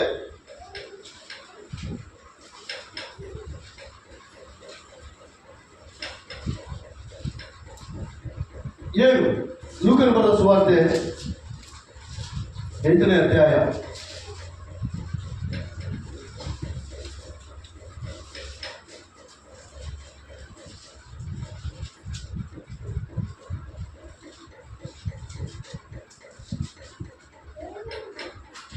12ನೇ ವಚನ. ಲೂಕ 8:12. ಕೆಲವರು ವಾಕ್ಯವನ್ನು ಕೇಳಿದ ಕೂಡಲೇ, ಏನಂತ? ಕೆಲವರು ವಾಕ್ಯವನ್ನು ಕೇಳಿದ ಕೂಡಲೇ ಸಾತಾನನು ಬಂದು, ವಾಕ್ಯವನ್ನು ಕೇಳಿದ ಕೂಡಲೇ ಸೈತಾನನು ನೋಡಿ, ದೇವರ ವಾಕ್ಯ ಎಲ್ಲಿದೆ ಅಲ್ಲಿ ಯಾರಿದಾರಂತ? ಈಗ ಹೊರಗಡೆ ಯಾರಿದ್ದಾರೆ? ಸೈತಾನ ಇದ್ದಾನೆ ಹೊರಗಡೆ. ಏನಕ್ಕಾಗಿ? ನಿಮ್ಮ ಚಿನ್ನ ಬೆಳ್ಳಿ ಎಲ್ಲ ಕತ್ಕೊಂಡು ಹೋಗಲ್ಲ. ಚಿನ್ನ ಬೆಳ್ಳಿಗಿಂತಲೂ ಶ್ರೇಷ್ಠವಾದದ್ದು ದೇವರ ವಾಕ್ಯ ನಿಮ್ಮಿಂದ ಕದೀಲಿಕ್ಕೆ ಅವನು ತಯಾರಾಗಿದೆ. ಭಕ್ತನಾದ ದಾವೀದನು ಹೇಳ್ತಿದ್ದಾನೆ, ನಿನ್ನ ವಾಕ್ಯವು ಸಾವಿರಾರು ಚಿನ್ನ ಬೆಳ್ಳಿ ನಾಣ್ಯಗಳಿಗಿಂತಲೂ ನಿನ್ನ ವಾಕ್ಯವು ಮಧುರವಾದದ್ದು. ಹಲ್ಲೆಲೂಯಾ. ವಾಕ್ಯ ಕೇಳ್ತು, ಕೆಲವರು ಕೇಳಲ್ಲ ಅಂತೆಲ್ಲ. ನೀವೆಲ್ಲರೂ ವಾಕ್ಯ ಕೇಳ್ತಾ ಇದ್ದೀರಿ, ನೀವೆಲ್ಲರೂ ವಾಕ್ಯ ಕೇಳ್ತಾ ಇದ್ದೀರಿ. ಆದರೆ ನೀವು ಕೇಳಿದ ಕೂಡಲೇ ಯಾರು ಬರ್ತಾರಂತ? ಯಾರು ಬರ್ತಾರಂತಮ್ಮ? ಬಂದು ಏನ್ ಮಾಡ್ತಾರಂತ? ಅವರು ನಂಬಿ ರಕ್ಷಣೆ ಹೊಂದಬಾರದೆಂದು. ನೋಡ್ರಿ ನಮ್ಮನ್ನ ಹತ್ಕೊಂಡೋಗಿ ಪರವಿಲ್ಲ ಅವನು. ಅಲ್ಲ, ನಮ್ಮನ್ನ ಹತ್ಕೊಂಡು ಹೋಗಿ ಪರವಿಲ್ಲ, ಎಲ್ಲೆಲ್ಲ ಕುಡಿಯಲಾಗಿದ್ರು ಪರವಿಲ್ಲ. ಅವ್ನು ಮಾಡೋ ಕೆಲಸ ಏನಂದ್ರೆ, ನೀವು ರಕ್ಷಣೆ ಹೊಂದಬಾರ್ದಂತ. ಏನೋ ಯಾರ ಕಾರ್ಯ ಇದು? ಓದಮ್ಮ ಸ್ವಲ್ಪ. ಸೈತಾನನು ಬಂದು ಅವರು ನಂಬಿ ರಕ್ಷಣೆ ಹೊಂದಬಾರದೆಂದು ನೋಡ್ರಿ ವಾಕ್ಯವನ್ನು ಅವರ 12ನೇ ವಚನದಿಂದ ಬೀಜ ದೇವರ ವಾಕ್ಯವನ್ನು ಕೆಲವರು ವಾಕ್ಯವನ್ನು ಕೇಳಿದ ಕೂಡಲೇ ಸೈತಾನನು ಬಂದು ಅವರ ನಂಬಿ ರಕ್ಷಣೆ ಹೊಂದಬಾರದೆಂದು ವಾಕ್ಯವನ್ನು ಅವರ ಹೃದಯದಿಂದ ತೆಗೆದು ಬಿಡುತ್ತಾನೆ. ಸುಂದ ಬೈಬಲಿ ಮಾಡ ಇದೆಯಲ್ಲ. ಏನ್ ಮಾಡ್ತಾನಂತ ಸೈತಾನ? ಫಸ್ಟ್ ತೆಗೆಯೋದು ಯಾವ್ದು ಹೇಳ್ರಿ? ಈಗ ಮನೆಗೆ ಕಳ್ಳ ಬಂದ್ರಿಗಿನ ಏನಮ್ಮ ಕಿವಿಗಳು ಬಂದು ಬಿಚ್ಕೊಡ್ತೀಯ, ಮತ್ತೆ ಕತ್ತಿ ತಂದು ತಿನ್ಲಿ ಅಂತ ಹೇಳ್ತಾನೆ. ಇವಾಗ ಕೊಳ್ಳಾಗ ಎಲ್ಲ ಇಲ್ಲಿ ನನ್ನ ಮುಂದೆ ಗಂಟು ಮಾಡಿದ್ರು, ಇದು ಒಳಗೇನೆ ತೊಂಬ ಅಂತ ಕಳ್ಳ ಹೇಳ್ತಾನೆ. ಹೌದಲ್ಲ ಬೇರೆ? ಕಳ್ಳಿಗೆ ಬೇಕಾಗಿದ್ದೇನೆ ಹೇಳ್ರಿ, ಮೇಲ್ಕೋರಿಕೆ. ಪ್ರಪಂಚದ ನಟನೆಯ ಜೀವಿತ, ಆಕರ್ಷಣೆಯಾದ ಜೀವಿತ ಯಾರಿಗೆ? ಕಳ್ಳನಿಗೆ. ಅವ್ನು ಬಿಲ್ಡಿಂಗ್ ಕಟ್ಟಿದ್ರೆ ಕಾತಾನ, ನಾನು ಏನಾದರೂ ಮಾಡಿ ಬಿಲ್ಡಿಂಗ್ ಕಟ್ಟಿ ಕಾತ, ಇಷ್ಟೇ ಅವ್ನು ಪ್ಲಾನಿಂಗ್. ಓಕೆ, ಆದರೆ ಸೈತಾನ್ ನೋಡಿ ಎಷ್ಟು ಬುದ್ಧಿವಂತ. ಸೈತಾನ್ ಎಷ್ಟು ಬುದ್ಧಿವಂತಲ್ಲ ಬೇರೆ. ಏನ್ ತೆಗಿತೀರಂತ ನಮ್ಮಿಂದ? ವಾಕ್ಯವನ್ನು ತಲೆಯಿಂದ ತೆಗೆದಾಕಿ ಬಿಟ್ಟಂತ ಫಸ್ಟ್ ಅವನು. ಇವರು ನಮ್ಗೆ ರಕ್ಷಣೆ ಹೊಂದಬಾರ್ದು, ಇವ್ರು ಹಿಂಗೇ ಇರ್ಬೇಕು.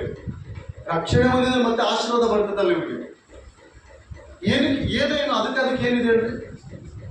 ಅದಕ್ಕೆ ಸಂಬಂಧನೇ ಇದೆಯಾ ಪ್ರಿಯರೇ? ಅದಕ್ಕೆ ಸಂಬಂಧ ಇದೆಯಾ? ಇದೆ. ನಿನ್ನಲ್ಲಿ ಏನಿದ್ರೆ ಅದರಲ್ಲ ಅವನು. ದೇವ್ರ ವಾಕ್ಯ ಒಂದಿದ್ರೆ ನಿನ್ ಸಭೆಗೆ ಹೋಗು, ಚರ್ಚಿಗೆ ಹೋಗು, ಬೈಬಲ್ ಓದು, ಎಲ್ಲ ಮಾಡು. ಏನ್ ಮಾಡ್ಬೇಡ, ರಕ್ಷಣೆ ಮಾತ್ರ. ರಕ್ಷಣೆ ತೆಗೆದುಕೊಂಡ್ಬಿಟ್ರೆ ನಿನ್ನ ಪಾಪಗಳು ಶುದ್ಧೀಕರಿಸಲ್ಪಡ್ತವೆ, ನಿನ್ನ ಶಾಪಗಳೆಲ್ಲ ಹೋಗ್ತದೆ, ನಿನ್ನ ದರಿದ್ರತೆ ಎಲ್ಲ ಹೋಗ್ತದೆ. ನಿನಗೆ ದೇವರ ರಕ್ಷಣೆ ಎಂಬ ಬಿರುದು ಕಿರೀಟ ದೇವರು ನಿನ್ನ ತಲೆ ಮೇಲೆ ಇಡ್ತಾನೆ. ನಿನ್ನ ತಲೆ ಮೇಲಿರುವ ತಳತಳಿಸುವ ಕಿರೀಟ ನನ್ನಿಂದ ನೋಡಕ್ಕಾಗಲ್ಲ. ನಿನ್ನ ತಲೆ ಮೇಲಿಟ್ಟಿರುವ ರಕ್ಷಣೆ ಎಂಬ ಶಿರಸ್ಥಾನದ ಆ ಒಂದು ಕಿರೀಟ ನನ್ನಿಂದ ನೋಡಕ್ಕಾಗಲ್ಲ. ಅದೊಂದೇ ಮಾಡಬೇಡ. ಸಭೆಗೆ ಓದ್ತೀಯ ಹೋಗು, ವಾಕ್ಯ ಓದ್ತೀಯ ಹೋಗು, ಆಡಾಡ್ತೀಯ ಆಡು, ಎಷ್ಟು ದೂರನಾದ್ರೂ ಸಭೆಗೆ ಹೋಗು. ಬಟ್ ನೀನೇನ್ ಮಾಡ್ಬೇಡ, ಏನ್ ಮಾಡ್ಬೇಡ. ಯಾರ ಪ್ಲಾನ್ ಅಲ್ಲ ನೋಡಿ, ಅವ್ನು ಏನು ಮುಟ್ಟಲ್ಲ ನಮ್ಮಿಂದ ಏನು ಮುಟ್ಟಲ್ಲ. ಈಗ ನಾವು ಹೊರಗಡೆ ಹೋದ್ರೆ ನಿಮ್ಮ ಕಾಣಿಕೆ ಕೂಡ ಅವನಿಗೆ ಬೇಕಾಗಿಲ್ಲ. ನಿಮ್ಮ ಹತ್ರ ಎಷ್ಟು ಒಡಿವೆ ಬಂಗಾರ ಇದೆ, ಅದು ಬೇಕಾಗೇ ಇಲ್ಲ. ಏನ್ ಬೇಕಂತ ನೀವು ರಕ್ಷಣೆ ಹೊಡಬಾರ್ದು. ಏನ್ ಮಾಡಬಾರ್ದು. ಕೆಲವರು ದೇವರ ವಾಕ್ಯವನ್ನು ಕೇಳಿ ಓದಬಹುದು. ಕೆಲವರು ವಾಕ್ಯವನ್ನು ಕೇಳಿದಾಗಲೇ ಅದನ್ನು ಸಂತೋಷದಿಂದ ಅಂಗೀಕರಿಸುತ್ತಾರೆ. ಹೆಂಗ್ ಮಾಡ್ತಾರಂತ ఈరోజు దేవుడు నాతో మాట్లాడాడని సంతోషంగా దేవుని వాక్యాన్ని అంగీకరిస్తారు. దేవుని మాటను అంగీకరిస్తారు, దేవుని వాక్యವನ್ನು అంగీకరిస్తారు. ಆದ್ರೆ ಸೈತಾನ್ ಸುಮ್ಮನೆ ಬಿಡ್ತಾನೆ. ಸಂತೋಷಿಸೋ, ಎಂಜಾಯ್ ಮಾಡು, ಆದ್ರೆ ಏನ್ ಮಾಡ್ಬೇಡ. ರಕ್ಷಣೆ ಹಿಂಗೇ ಇರ್ಬೇಕು ನೀನು. ಹೌದು, ರಕ್ಷಣೆ ಅಂದ್ರೆ ಏನು ಪಾಸ್ಟರ್? ರಕ್ಷಣೆ ಅಂದ್ರೆ ಏನು? ಹಲ್ಲೆಲೂಯಾ. ರಕ್ಷಣೆ ಅಂದ್ರೆ ಏನು? ಈ ಕಡೆ ಚುಚ್ಚಿ ಈ ಕಡೆ ತೆಗಿತಾರಲ್ಲ, ಅದ ರಕ್ಷಣೆ. ಇಲ್ಲಿ ನಡು ಸೆಂಟರ್ ನಾಲ್ಗೆಲ್ಲಿ ಸುಚ್ಚಿ ಕೆಳಗೆ ತೆಗಿತಾರೆ, ಅದ ರಕ್ಷಣೆ. ರಕ್ಷಣೆದ ಅಲ್ಲ ಪ್ರಿಯರೇ. ಯೇಸು ಕ್ರಿಸ್ತನಿಂದ ತೊಳೆಯಲ್ಪಡುವುದೇ, ಯೇಸು ಕ್ರಿಸ್ತನ ರಕ್ತದಿಂದ ತೊಳೆಯಲ್ಪಡುವುದೇ ರಕ್ಷಣೆ. ಆ ರಕ್ತಕ್ಕೆ ಪಾಪ ವಿಮೋಚನೆ ಮಾಡುವ ಶಕ್ತಿ ಆ ರಕ್ತಕ್ಕಿದೆ. ಅದು ಯಾವ ರಕ್ತಕ್ಕಿಲ್ಲ. ಭೂಮಿಯ ಮೇಲೆ ಮಾನವರು ನಾನು ಶೀಲವಂತನೆಂದು ಹೇಳಿಕೊಂಡವನು ಕೂಡ ಅವನ ಪಾಪದಲ್ಲಿ ರಕ್ತ ಇದೆ, ಅವನ ರಕ್ತದಲ್ಲಿ ಪಾಪ ಇದೆ. ಹೇಳ್ರಿ, ನಾನು ಶೀಲವಂತನು, ನಾನು ಸಂಪೂರ್ಣ ಶೀಲನ ಅಂತ ಹೇಳಿಕೊಂಡ್ರು ಕೂಡ ಅವನ ರಕ್ತದಲ್ಲಿ ಏನಿದೆ ಅಂತ. ಆದ್ರೆ ಯೇಸು ಕ್ರಿಸ್ತನ ರಕ್ತದಲ್ಲಿ ಏನಿಲ್ಲ ಅಂತ, ಪಾಪವೇ ಇಲ್ಲ. ಆ ರಕ್ತ ನಮಗೆ ಬೇಕು, ಆ ರಕ್ತ ನಮಗೆ ಬೇಕು. ಆ ರಕ್ತದಿಂದ ತೊಳೆಯಲ್ಪಟ್ಟಾಗ ಮಾತ್ರ ಸೈತಾನನಿಗೆ ನಮಗೆ ಅಂತರ ಇರ್ತದೆ. ಸೈತಾನನಿಗೆ ನಮಗೆ ಅಂತರ ಇರ್ತದೆ. ಏನಂತ ಕೇಳ್ತಾನೆ ಗೊತ್ತಾ? ದೇವರೇ ಶಿವಣ್ಣನ ಮನೆಗೆ ಹೋಗ್ಲಾ ಅಂತ ಕೇಳಿದ್ರೆ ದೇವ್ರು ಹೇಳ್ತಾನೆ, ಹೋಗ್ಬಾರ್ದು, ರಕ್ಷಣೆ ಆಗಿದೆ. ಏನೋ ಹಂಗೆ ಅಲ್ಲ ಕೇಳಿದ್ದು ಯೋಗನಿಗೆ. ಯೋಗನ ಹಂಗೆ ಅಲ್ಲ ಕೇಳಿದ್ದು. ಅವನ ಆಸ್ತಿ ಎಲ್ಲ ಹಾಳು ಮಾಡಲ, ಅವನ ಆಸ್ತಿ ಎಲ್ಲ ಕೊಳ್ಳೆ ಹೊಡಿಲ, ಅವನ ಆಸ್ತಿ ಎಲ್ಲ ಹಾಳು ಮಾಡಿಬಿಟ್ರೆ ನಿನ್ನ ದೇವ್ರಲ್ಲ ಅಂತ ದೂಷಿಸ್ತಾ ನೋಡ್ತೀಯಾ ಅಂತ ಸೈತಾನ್ ಸವಾಲ್ ಹಾಕಿದ್ರೆ ದೇವ್ರು ಹೇಳ್ತಾನೆ, ನನ್ನ ಭಕ್ತನಂತವನ ಅಲ್ಲೇ ಅಲ್ಲ. ಅವನು ಯಥಾರ್ಥ ಚಿತ್ತನು, ಅವನು ನೀತಿವಂತನು, ಅವನು ಭಕ್ತಿವಂತನು. ಹಂಗೆ ಇದ್ದಾನಂತೆ ಯೆಹೋವ, ಹಂಗೆ ಇದ್ದಾನಂತೆ ಯೆಹೋವ. ಎಲ್ಲ ರಿಜೆಕ್ಟ್ ಮಾಡಿದ ಸೈತಾನ, ಎಲ್ಲ ತೆಗೆದಾಕಿದ. ಆದ್ರೆ ಯೆಹೋವ ಮಾತ್ರ ಬಗ್ಲಿಲ್ಲ. ಯೆಹೋವ ಮಾತ್ರ ಬಗ್ಲಿಲ್ಲ. ಬಗ್ಗಿದ್ನ ಒಬ್ಬ ವಿಶ್ವಾಸಿ ಸಭೆಯಲ್ಲಿ ಆ ರೀತಿ ತಯಾರಾಗಬೇಕು. ಶೋಧನೆ ಬಂದ್ರು, ಬಿರುಗಾಳಿ ಬಂದ್ರು, ಕಷ್ಟ ಬಂದ್ರು, ಸಂತೋಷ ಬಂದ್ರು. ಕೆಲವರಿಗೆ ಕಷ್ಟ ಬಂದ್ರು ತಟ್ಕೊಳಕ್ಕಾಗಲ್ಲ, ಒಳ್ಳೆ ಸುಖ ಬಂದ್ರು ತಟ್ಕೊಳಕ್ಕಾಗಲ್ಲ. ಸುಖ ಬಂದ್ರೆ ಎಲ್ಲರ ಮುಂದೆ ಬಿತ್ತದೆ. ಏನಂತ, ನಾವು ಹಿಂಗಿದೀವಿ, ಹಂಗಿದೀವಿ, ನಾವೇನು ಕಡಿಮೆ, ನೀವೇನು ಕಡಿಮೆ. ಅದೇ ನೀನು ಯಾರ ಸಹೋದರರು ಒಂದು ಮಾತಾಡ್ತಾರೆ ತೆಲುಗಿನಲ್ಲಿ, అన్ని ఉన్నాక అణిగి మణిగి ఉండాలి. ఎలా ఉంటాం చెప్పండి? అన్ని ఉన్నాక అణిగి మణిగి ఉంటేనే బాగుంటామంట. అన్ని ఉన్నాక ఎగిసి పెడితే ఎప్పుడు కొడుకుని పోతుంది. అందుకే అన్ని ఉన్నాక ఎలా ఉండాలంట? అణిగి మణిగే ఉండాలి. ಸ್ವಲ್ಪ ಕೆಳಗೆ ಮಾತು ಕೆಲವರು ವಾಕ್ಯವನ್ನು ಕೇಳಿದಾಗಲೇ ಅದನ್ನು ಸಂತೋಷದಿಂದ ಅಂಗೀಕರಿಸುತ್ತಾರೆ. ಇವರಿಗೆ ಬೇರಿಲ್ಲದ ಕಾರಣ, ಏನಿಲ್ಲದ ಕಾರಣ, ಬೇರು ಇಲ್ಲದ ಕಾರಣ, ಸ್ವಲ್ಪ ಕಾಲ ಮಾತ್ರ ನಂಬಿಕೊಂಡಿದ್ದು ಶೋಧನೆಯ ಕಾಲದಲ್ಲಿ ಬಿದ್ದು ಹೋಗುತ್ತಾರೆ. ಏನಾಗುತ್ತಾರೆ ಇವರು? ಎಷ್ಟು ಕ್ಲಿಯರ್ ಆಗಿ ದೇವರು ವಾಕ್ಯ ಹೇಳ್ತಾನೆ ಗೊತ್ತಾ? ಯಾವಾಗ ಶೋಧನೆ ಬಂದು ಕೂಡಲೇ ಬಿದ್ದೋಗ್ಬಿಡ್ತಾರಂತ. ಇನ್ನು ಯೇಸು ಸ್ವಾಮಿಗೆ ಬರಲ್ಲ ಅಂದ್ರೆ ಯೇಸು ಸ್ವಾಮಿಗೆ ಒಂದು ಗುಡ್ ಬಾಯ್, ಯೇಸು ಸ್ವಾಮಿ ಪಾಪ ತೊಳಿಲಿಕ್ಕೆ ಬಂದಿದ್ದಾನಮ್ಮ. ನಿನ್ನ ಜನ್ಮ ಪಾಪ, ಕರ್ಮ ಪಾಪ, ನಿನ್ನ ತಾತ ಮುತ್ತಾತನಿಂದ ಮಾಡಿದ ಪಾಪಗಳೆಲ್ಲ ಅದನ್ನು ತೊಳಿಲಿಕ್ಕೆ ಈ ಭೂಮಿಗೆ ಬಂದಿದ್ದಾನೆ. ನೀನು ಯಾವತ್ತಾದ್ರೂ ಒಂದ್ಸಲ ಆಲೋಚನೆ ಮಾಡಿ, ಯಾರಾದ್ರೂ ನಮ್ಮಲ್ಲಿ ನನ್ನ ಮೊದಲುಗೊಂಡು ಇಲ್ಲಿ ಇನ್ಕ್ಲೂಡಿಂಗ್ ಮೇಬಿ ನನ್ನ ಮೊದಲುಗೊಂಡು ಯಾರಾದ್ರೂ ಯೇಸು ಸ್ವಾಮಿ ಯಾವತ್ತಾದ್ರೂ ಹುಡುಕಿದೀವ ನಾವು? ಯಾವತ್ತು ಹುಡುಕಿಲ್ಲ. 10 ಸಲ ಕರೆದಿದ್ದ ನಾನು ಅದರ ಚರ್ಚಿ. ನಿಮ್ಗಿನ ದೊಡ್ಡ ಬಂಡ ನಾನು 10 ಸಲ, ಎಷ್ಟು ಸಲ ಕರೆದಿರೋ ಚರ್ಚಿಗೆ ಬಾಪ ಅಂತ. ಚರ್ಚ್ ಹೊರಗಡೆ ಸಿಗರೇಟ್ ಸೇದಿ ಒಳಗೋದ ಮನುಷ್ಯನ. ದೇವರ ವಾಕ್ಯ ಬಿತ್ತು ಅಂದ್ರೆ ಆ ವ್ಯಕ್ತಿ ಎಂತ ವ್ಯಕ್ತಿ ಆಗಿ ಶುದ್ಧನ. ನಾನು ಎಷ್ಟು ಹೇಳಿದ್ರೆ ಯಾರು ಬದಲಾವಣೆ ಆಗಲ್ಲ ಇದರಲ್ಲಿ. ನಾನು ಇವತ್ತು ಸಾಯಂಕಾಲದವರೆಗೆ ನಿಮಗೆ ಒಂದ್ಸಲ ಊಟ ಮಾಡಿಸಿ ಮತ್ತೆ ಕುಂದಿರಿಸಿ ಬೋಧನೆ ಮಾಡಿದ್ರು ನೀವು ಯಾರು ಬದಲಾಗಲ್ಲ. ನನ್ನ ಸ್ವಾಮಿ ವಾಕ್ಯ ನಿಮ್ಮ ಹೃದಯದಲ್ಲಿ ಬಿತ್ತ ಅನ್ಕೊಳ್ರಿ, ಆಟೋಮೆಟಿಕ್ ಚೇಂಜ್ ಆಗ. ಆಟೋಮೆಟಿಕ್. ಯಾರು ಹೇಳ್ಬೇಡ, ಧೂಮಪಾನ ಮಾಡ್ಬೇಡ, ಮದ್ಯಪಾನ ಮಾಡ್ಬೇಡ, ಏನು ಗದರಿಸ್ಲಿಕ್ಕೆ ಹೋಗ್ಬೇಡ್ರಿ, ಕೆಟ್ಟದ್ದು ಮಾಡ್ಬೇಡ ಅಂತ ಕೂಡ ಹೇಳ್ಬೇಡ್ರಿ. ಆಟೋಮೆಟಿಕ್ ಆಗಿ ದೇವರ ವಾಕ್ಯ ಬಿದ್ದ ವ್ಯಕ್ತಿ ತಯಾರಾಗ್ತಾನೆ. ಹೆಂಗಾಗ್ತಾನೆ ಗೊತ್ತಾ? ತೊಡ್ಸಿದ ಕತ್ತಿ ಅಂತೆ. ಮಣ್ಣು ಕತ್ತಿ ಅಂತೆ ಅಲ್ಲ, ತೊಡ್ಸಿದ ಕತ್ತಿ ಅಂತ. ತಡ್ಸಿದ ಕತ್ತಿ ಹೆಂಗಿರ್ತದೆ? ಒಂದ್ಸಲ ಹಾಕಿದ ಸುಮ್ಮನೆ ಹೋಗ್ಬಿಡುತ್ತೆ. ಮಣ್ಣು ಕತ್ತಿಗೆ ಶಕ್ತಿ ಭಾಳ ಆಗ್ಬೇಕು. ನಾವೇ ಶಕ್ತಿಯಿಂದ ಕಡಿಬೇಕಾದ್ರೆ, ಆದ್ರೆ ತಡ್ಸಿದ ಕತ್ತಿ ಹಂಗಿರಲ್ಲ, ಭಾಳ ವೇಗವಾಗಿ ಅರ್ಥವಾಗಿರ್ತದೆ, ಹೋಗ್ತದೆ. ನಾನು ಆಗ್ತೀನಿ ಸ್ವಲ್ಪ ನಿಮ್ಗೆ ತಾಳ್ಮೆ ಸ್ವಲ್ಪ ನಾವು ದೇವರ ವಾಕ್ಯ ಕೇಳೋಣ. ಹಾಗೆ ಶೋಧನೆಯ ಕಾಲದಲ್ಲಿ ಬಿಟ್ಟು ಹೋಗುತ್ತಾರೆ. ಇವರೇ ಬಂಡೆಯ ನೆಲವಾಗಿರುವವರು. ಎಂತ ನೆಲ? ಬಂಡೆ ಮೇಲೆ ಬೀಜ ಬಿದ್ದಿದ್ದು ನಿಂತಿರ್ತಮ್ಮ, ಬೆಳೆದಿದ್ದ. ಈ ಬಂಡೆಗೆ ಎಷ್ಟು ವಾಕ್ಯ ಹೇಳಿದ್ರು ಅವರು ಬದಲಾವಣೆ ಆಗ್ತದೆ. ಇದೇ ಬಂಡೆ. ಯಾರು ಬಂಡ್ರ ಅಂತ ಹೇಳ್ಬೋದಾ?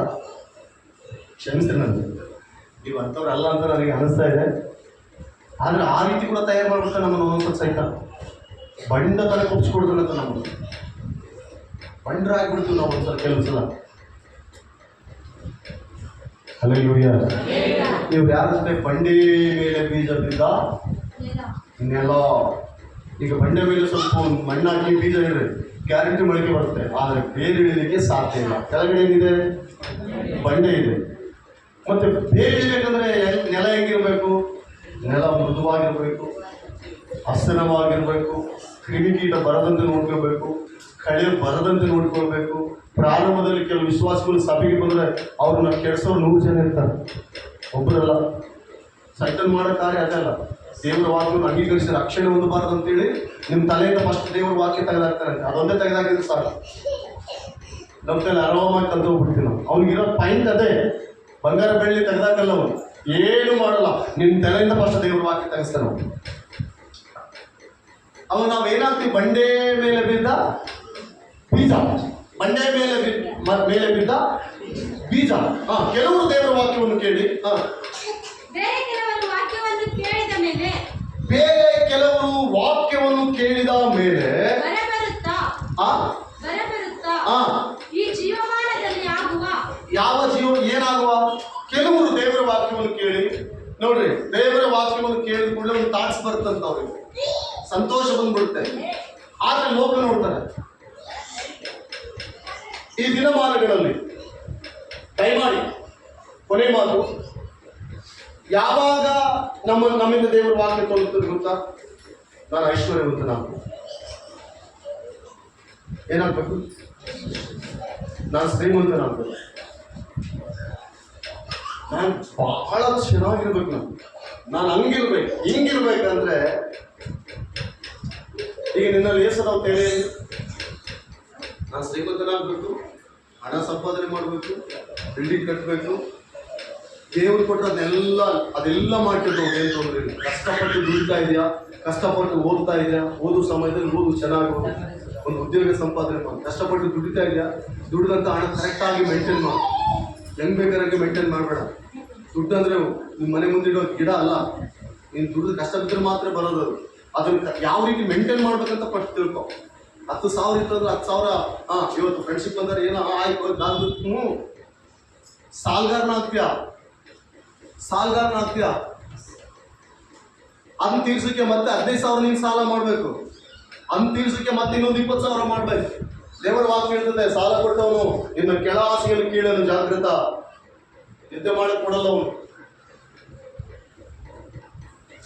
ಕೆಲವರಿಗೆ ಅರ್ಥ ಇಲ್ಲ, ದುಡ್ಡು 100 ರೂಪಾಯಿ ಬಂದಿದೆ ಈ ದಿನ, ನಾವು ಏನ್ ಮಾಡ್ಬೇಕು? 200 ರೂಪಾಯಿ ಬಂದಿದೆ, ಏನ್ ಮಾಡ್ಬೇಕು? ಯಾವ ರೀತಿ ಖರ್ಚು ಮಾಡ್ಬೇಕು? ನಿನ್ನ ಫ್ಯಾಮಿಲಿ ಹೆಂಗ್ ಇಟ್ಕೊಳ್ಬೇಕು? ನಿನ್ನ ಕುಟುಂಬವನ್ನು ಹೆಂಗ್ ಕಟ್ಕೊಳ್ಬೇಕು? ನಿನ್ನ ಹೆಂಡತಿ ಮಕ್ಕಳು ಹೆಂಗ್ ಕಟ್ಕೊಳ್ಬೇಕು? ಅದರಲ್ಲೇ ನೀವೆಲ್ಲರೂ ಸಂತೃಪ್ತಿ ಆಗಿರ್ಬೇಕು. 200 ರೂಪಾಯಿ ದುಡಿತಾ ಇದೆಯಾ ನಂಬಿಕೆಯಿಂದ? ಒಂದು ವೇಳೆ 1000 ರೂಪಾಯಿ ದುಡ್ಡು ಕೆಪಾಸಿಟಿ ಕೊಟ್ಟ ದೇವರಿಗೆ ಸ್ತೋತ್ರ. 10,000 ದುಡಿತಾ ಇದೆಯಾ? ಕಷ್ಟಪಟ್ಟು ದುಡಿತಾ ಇದೆಯಾ? ಅಲ್ಲಿ ಕೆಲಸ ಮಾಡಿ, ಇನ್ನೊಂದು ಕೆಲಸ ಮಾಡಿ, ಇನ್ನೊಂದು ಕೆಲಸ ಮಾಡಿ, ಹಗಲು ರಾತ್ರಿ ದುಡಿತಾ ಇದೆಯಾ? ದೇವರಿಗೆ ಸ್ತೋತ್ರ. ಆಗ ನೀನ್ ದೇವ್ರಿಗೆ ಕೊಟ್ಟರೆ ನಿನ್ ಬಿಲ್ಡಿಂಗ್ ಎಲ್ಲ ಬೇಕಾದಷ್ಟು ಆಸ್ತಿ ಕೊಂಡು ತೊಂದರೆ ಇಲ್ಲ. ಆದ್ರೆ ಆಲೋಚನೆ ಮಾತ್ರ ಹೆಂಗಿರ್ಬೇಕಂತ, ದೇವ ಈ ದಿನ ಏನ್ ಕೊಡ್ತಾ ಇದ್ದೆ ಅದು ನನಗೆ ನಿಯತ್ತಾಗಿ ಬರಲಿ, ನಿಯತ್ತಾಗಿ ಬರಲಿ ಪ್ರೇಮ. ಅದು ಶಾಪಕರವಾಗಿಯೂ ಪಾಪಕರವಾಗಿ ನನ್ನ ಮನೆಯಲ್ಲಿ 1 ರೂಪಾಯಿ ಬರ್ಬಾರ್ದು ಎಂಬುದಾಗಿ ಯಾವ್ದಾದ್ರು ಪ್ರಾರ್ಥನೆ ಮಾಡಿ. ಕೆಲವರು ಎಂತ ದೇವರ ವಾಕ್ಯ ಕೇಳ್ತಾರಂತೆ, ವಾಕ್ಯ ಕೇಳಿದ ಕೂಡಲೇ ಐಶ್ವರ್ಯದ ಚಿಂತೆ ಬಂದ್ಬಿಡ್ತಂತೆ. ಹೆಂಗ ಶ್ರೀಮಂತನಾಗ್ಬೇಕು ನಾನು, ಹೆಂಗ ಶ್ರೀಮಂತನಾಗ್ಬೇಕು ನೋಡಿ ಆ ವಾಕ್ಯನ. ಈ ಜೀವಮಾನದಲ್ಲಿ ಆಗುವ ಚಿಂತೆ, ಐಶ್ವರ್ಯ ಒಂದೊಂದು ಚೆನ್ನಾಗಿ ನೋಡಮ್ಮ. ಚಿಂತೆ, ಐಶ್ವರ್ಯ, ಭೋಗಗಳಿಂದ ಅಡಗಿಸಲ್ಪಟ್ಟು ಫಲವನ್ನು ಏನ್ ಮಾಡಲ್ಲ?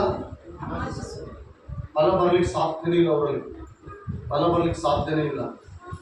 ಗಮನಿಸು ಪ್ರಿಯ ಆತ್ಮೀಯ ಸಹೋದರಿ, ನನ್ನ ಸಹೋದರ, ನೀನು ಆಶೀರ್ವಾದ ಹೊಂದಬೇಕಂದ್ರೆ ದೇವರ ವಾಕ್ಯ ನಿನ್ನಲ್ಲಿ ಸಾಧ್ಯ. ನೀನು ಆತರ ಪಡಲ್ಲ. ನಿನ್ ಪಕ್ಕದವ್ರು ಯಾರು ಶ್ರೀಮಂತರಾಗಿದ್ದು ನಾನು ಹಂಗೆ ಆಗ್ಬೇಕಂತ ಆಸೆ ಬರಲ್ಲ. ಕಾರಣ ಗೊತ್ತಾ? ಕಾರಣ ಏನು ಗೊತ್ತಾ? ನಾನು ದೇವರು ಸಮಯ ಬಂದಾಗ ಕೊಡ್ತೇನೆ. ಇಲ್ಲಿರೋರು ಎಲ್ಲರೂ ನಾವು ಬಡವರೇ. ಈಗ ನಮ್ಗಿದ್ದಷ್ಟು ಫ್ರೀಡಮ್ ಇದ್ದಂತ ಶ್ರೀಮಂತರಿಗಿಲ್ಲ. ಇದೆಯಾ? ತಿಳ್ಸ್ಕೊರ, ಚರ್ಚಿಗೆ ಮಾಡಲಿ. ಶ್ರೀಮಂತರು 100 ಎಕರೆ ಭೂಮಿ ಅಂತ ತಿಳ್ಸ್ಕೊರ వస్తారు వాళ్ళ చర్చికి. మేమెందరూ కూడా భాగ్యవంతులం కదా. దేవుని వాక్యం వింటున్నామంటే భాగ్యవంతులం మేము. మనలాంటి భాగ్యవంతులు మరో వేరే లేదు. దేవుని వాక్యం వింటున్నాం తెలుసు. దేవుని ವಾಕ್ಯ ಕೇಳ್ತಾರೆ. ನಮ್ಮಷ್ಟು ಭಾಗ್ಯವಂತರು ಯಾರಿದ್ದಾರೆ ಅಂತ ಇದ್ದಿದ್ರಲ್ಲೇ ನಮ್ಮೆಲ್ಲರಿಗೆ ಬರ್ತಾನೆ ಇದೆ. ಒಂದಿದ್ರೆ ಒಂದು ಸರಿಗಿಲ್ಲ. ಇವತ್ತು ಚಿಕನ್ ತಿಂದ್ರೆ ಮತ್ತೆ ನಾಳೆ ಅದೇ ನಮ್ಗೆ. ಆದ್ರೂ ನಾವು ಹೆಂಗಿದ್ದೀವಿ ಸಂತೋಷವಾಗಿ. ದೇವರ ವಾಕ್ಯ, ಬಡವರಾದ ನೀವು ಧನ್ಯರೆಂಬುದಾಗಿ ಸ್ವಾಮಿ ಹೇಳ್ತಾರೆ. ಬಡವರಾದ ನಾವು ಧನ್ಯರಿರ್ತಾರೆ, ಬಡವರು ನಾವು ಧನ್ಯರಿರ್ತಾರೆ. ಕೆಲವರು ದೇವರ ವಾಕ್ಯ ಕೇಳಿ ಐಶ್ವರ್ಯದಿಂದ ಆಗುವ ಚಿಂತೆ, ಯಾವ ಐಶ್ವರ್ಯ ಅಂತ ನಾವು ಈ ಚಿಂತೆ ಬಂದ್ರೆ ದೇವರ ವಾಕ್ಯನ ಅದು ಅಡಗಿಸ್ತದೆ.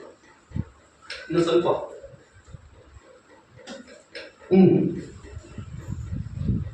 ಫಲವನ್ನು ಮಾಗಿಸುವುದಿಲ್ಲ.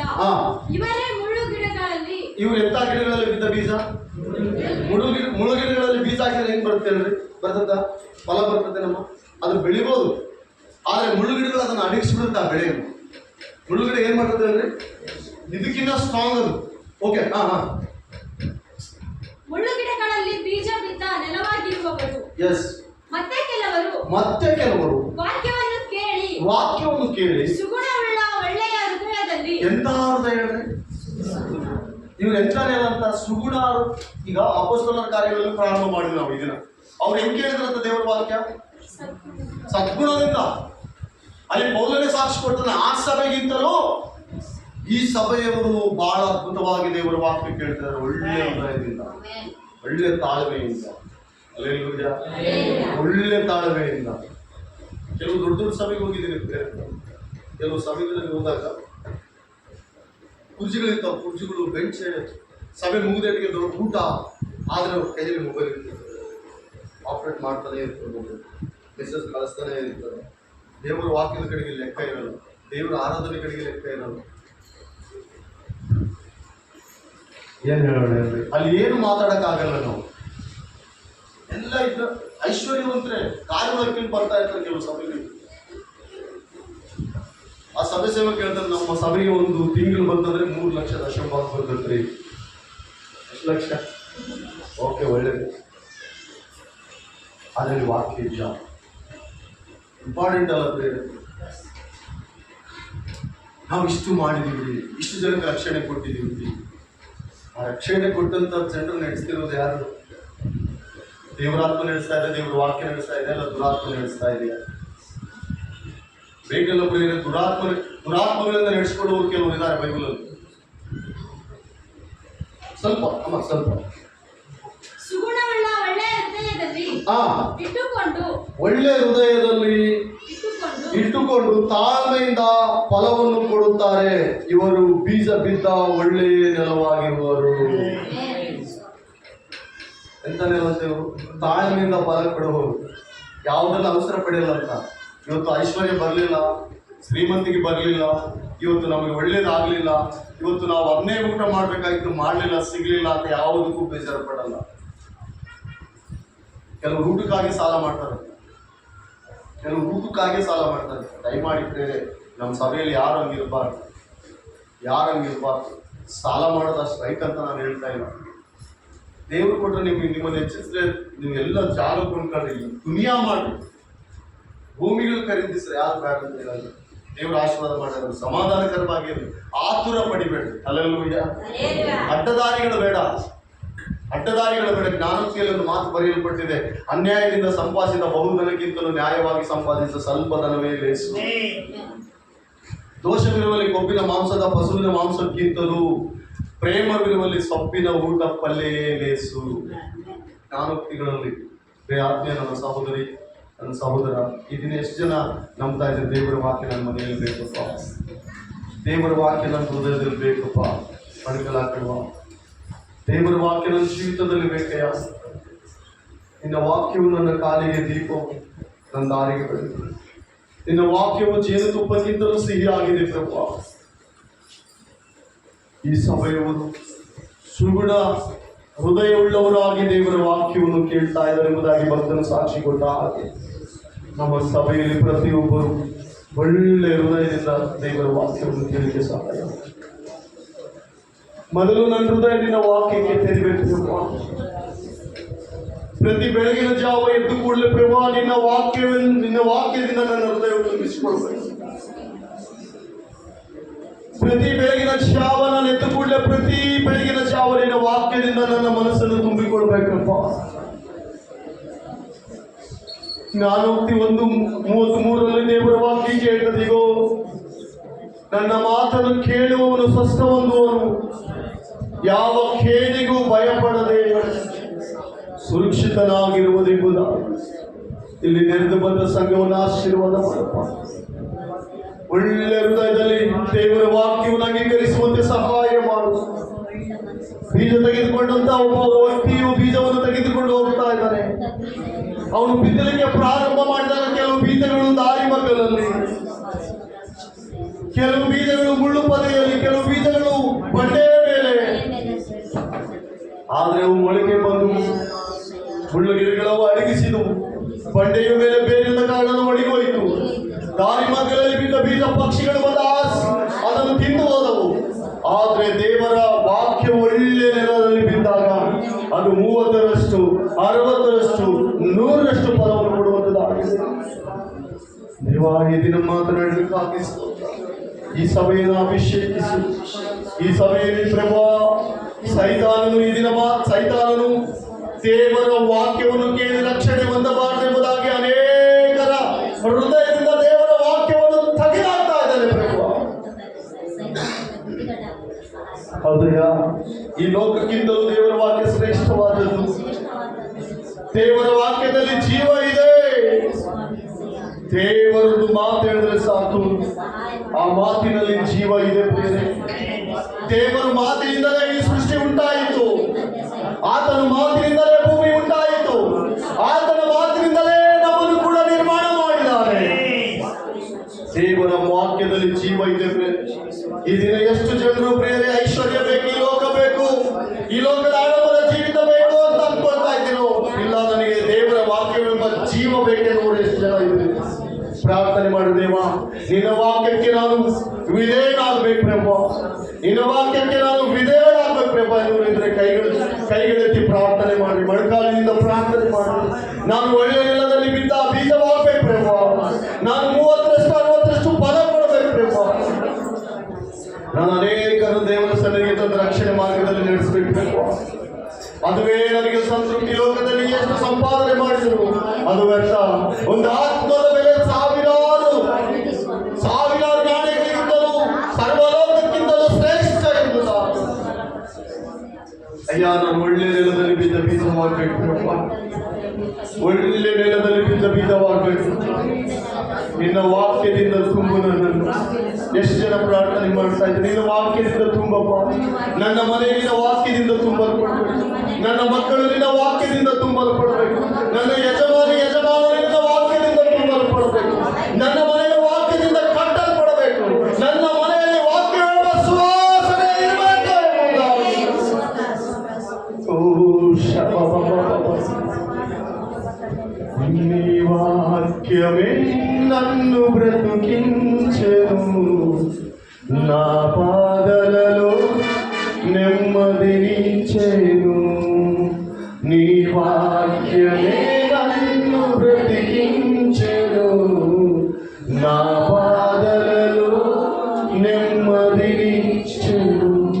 అవునయ్యా, ప్రార్థన చేస్తాం. ప్రియమైన దేవుని సంగమా, ಪ್ರಾರ್ಥನೆ ಮಾಡಲು ಪ್ರಿಯ ದೇವರ ಮಕ್ಕಳೇ, ನನ್ನ ಸಹೋದರ, ನನ್ನ ಸಹೋದರಿ, ಅಯ್ಯ, ನಾನು ಪ್ರಪಂಚದಿಂದ ಆಗುವ ಐಶ್ವರ್ಯದಿಂದ ಆಗಲು ಯಾವುದಕ್ಕೆ ನಾನು ಪ್ರಭು ನಿನ್ನ ವಾಕ್ಯಕ್ಕಿಂತಲೂ ಪ್ರಾಧಾನ್ಯತೆ ಕೊಡದಂತೆ ನಿನ್ನ ವಾಕ್ಯ ನನ್ನ ಹೃದಯದಲ್ಲಿರಬೇಕು. ನೀನು ಐಶ್ವರ್ಯ ಕೊಡಲಿಕ್ಕೆ ಶಕ್ತನು. ನೀನು ನನಗೆಲ್ಲವನ್ನೂ ಕೊಡ್ತೀವಿ. ಮೊದಲು ನನ್ನಲ್ಲಿ ವಾಕ್ಯ ಇದ್ರೆ, ವಾಕ್ಯ ನನ್ನಲ್ಲಿಲ್ಲದೆ ಹೋದ ನಾನು ಶೂನ್ಯವಾಗ್ತೀನಿ ಪ್ರಭು. ವಾಕ್ಯದಿಂದ ನನ್ನನ್ನು ತುಂಬಿಸುವುದಾಗಿ ಪ್ರಾರ್ಥನೆ ಮಾಡಿ. ಎಷ್ಟು ಜನ ಪ್ರಾರ್ಥನೆ ಮಾಡ್ತಾ ಇದ್ದೀವಿ ಪ್ರಿಯ? ಎಲ್ಲರೂ ಸಾಧ್ಯವಾದ ಕೈಗಳಿಸಿ ಮೊಣಕಾಲಿಂದ ಪ್ರಾರ್ಥನೆ ಮಾಡೋಣ. ನೀನು ವಾಕ್ಯದಿಂದ ಮಾತ್ರ ನನ್ನನ್ನು ತುಂಬ. ಈ ದಿನ ನಾನು ಒಳ್ಳೆ ಬೆಳೆಯನ್ನು ಕೊಡುವ ಫಲ, ಒಳ್ಳೆ ಬೀಜವಾಗಬೇಕು ಎಂಬ, ನಾನು ಫಲ ಕೊಡುವ ಮರವಾಗಬೇಕು. 30ರಷ್ಟಾಗಲಿ 60ರಷ್ಟಾಗಲಿ ಒಳ್ಳೆ ಫಲಿಸುವಂತ ಬೀಜವಾಗಬೇಕು. ನಾನು ಒಳ್ಳೆ ನೆಲದಲ್ಲಿ ಬಿದ್ದ ಬೀಜವಾಗಬೇಕು. ನನ್ನ ಹೃದಯದಲ್ಲಿ ನಾನು ಯಾವಾಗಲೂ ವಾಕ್ಯ ಕೇಳಿದ್ರೆ ಸಭೆಗೆ ಬಂದು ಸುಗುಣ ಒಳ್ಳೆ ಹೃದಯದಿಂದ ವಾಕ್ಯ ಕೇಳುವಂತೆ ಪ್ರೇರಣೆ ಮಾಡು. ಇಲ್ಲಿವರೆಗೆ ವಾಕ್ಯವನ್ನು ಕದ್ದುಕೊಂಡು ಹೋಗಿರುವಂತ ಸೈತಾನನು ಪ್ರೇಮ, ಇಲ್ಲಿವರೆಗೆ ವಾಕ್ಯವು ಕ್ರಿಯವಾಗದಂತೆ ಕಾರ್ಯವಾಗದಂತೆ ಸೈತಾನನು ಕ್ರಿಯೆ ಮಾಡಿದರೆ ಪ್ರೇಮ. ಇನ್ನು ಮುಂದೆ ನಿನ್ನ ವಾಕ್ಯವು ನನ್ನ ಹೃದಯದಲ್ಲಿ ಪ್ರೇಮ ಅಚ್ಚು ಗುದ್ದಿದ ಹಾಗೆ ನನ್ನ ಹೃದಯದಲ್ಲಿ ಇರಬೇಕು. ಒಳ್ಳೆ ನೆಲದಲ್ಲಿ ಬಿದ್ದ ಬೀಜವಾಗಿ ನನ್ನನ್ನು ಮಾರ್ಪಡಿಸು. ನಾನು ಅನೇಕರಿಗೆ ಆಶೀರ್ವಾದಕರವಾಗಿರುವಂತೆ ಮಾರ್ಪಡಿಸು. ವಂದನೆ ಸ್ವಾಮಿ, ಹಲ್ಲೆಲೂಯಾ. ವಂದನೆ ಸ್ವಾಮಿ, ಹಲ್ಲೆಲೂಯಾ. ಪರಿಶುದ್ಧಾತ್ಮನಾದ ದೇವರು, ಸರ್ವೋನ್ನತನಾದ ದೇವರೇ, ನಿಮಗೆ ಸ್ತೋತ್ರ. ಪ್ರಭುಗಳ ಪ್ರಭಾವನಿಗೆ ವಂದನೆ. ಸಮಾಧಾನಕರ್ತನೇ, ನಿಮಗೆ ಸ್ತುತಿ ಸ್ತೋತ್ರಗಳು. ದೇವಾ, ಸ್ತೋತ್ರಪ್ಪ, ಸ್ತೋತ್ರ ಸ್ತೋತ್ರ ಸ್ತೋತ್ರ. ಈ ಸ್ಥಿತಿಯಲ್ಲಿ ಪ್ರತಿಯೊಬ್ಬರಿಗೆ ಪರಿಸರಿ ಪ್ರಭಾವ. ನಾವು ಮೊದಲು ದೇವರ ವಾಕ್ಯಕ್ಕೆ ಪ್ರಾಧಾನ್ಯತೆ ಕೊಡಲಿಕ್ಕೆ ಸಹಾಯ ಮಾಡಿ. ಮೊದಲು ದೇವರ ವಾಕ್ಯಕ್ಕೆ ಪ್ರಾಧಾನ್ಯತೆ ಕೊಡಲಿಕ್ಕೆ ಸಹಾಯ ಮಾಡಿ. ದೇವಾ, ನಿನಗೆ ಒಂದನೇ ಕೀರ್ತನೆ 107:20-21 ನೋಡುವಾಗ, ಈಗೋ ಅವರ ಅಸ್ವಸ್ಥತೆಯಲ್ಲಿರುವಾಗ ದೇವರು ದೂತನೆಂಬುವಂತೆ ತನ್ನ ವಾಕ್ಯವನ್ನು ಕಳಿಸಿ ಅವರನ್ನು ಸ್ವಸ್ಥ ಮಾಡಿದನೆಂಬುದಾಗಿ. ಇಲ್ಲಿ ಯಾರಾದರೂ ಅನಾರೋಗ್ಯದಿಂದಿರುವುದಾದರೆ, ಜ್ವರಗಳಿಂದ ಪ್ರೇಮ, ಭಾರಿ ವ್ಯಾಧಿಗಳಿಂದ ವೇದನೆಯಿಂದಿರುವುದಾದರೆ, ನಿನ್ನ ವಾಕ್ಯವನ್ನು ಸಭೆಗೆ ಬಿಡುಗಡೆ ಮಾಡು. ಯೇಸು ನಾಮದಲ್ಲಿ ಬಿಡುಗಡೆ ಮಾಡು. ಪ್ರತಿ ಕುಟುಂಬಗಳನ್ನು ದರ್ಶಿಸಯ್ಯ. ಆಯಾ ಪ್ರಾಂತಗಳಿಂದ ಪ್ರಯಾಸ ಪಟ್ಟು ಬಂದಿದ್ದಾರೆ,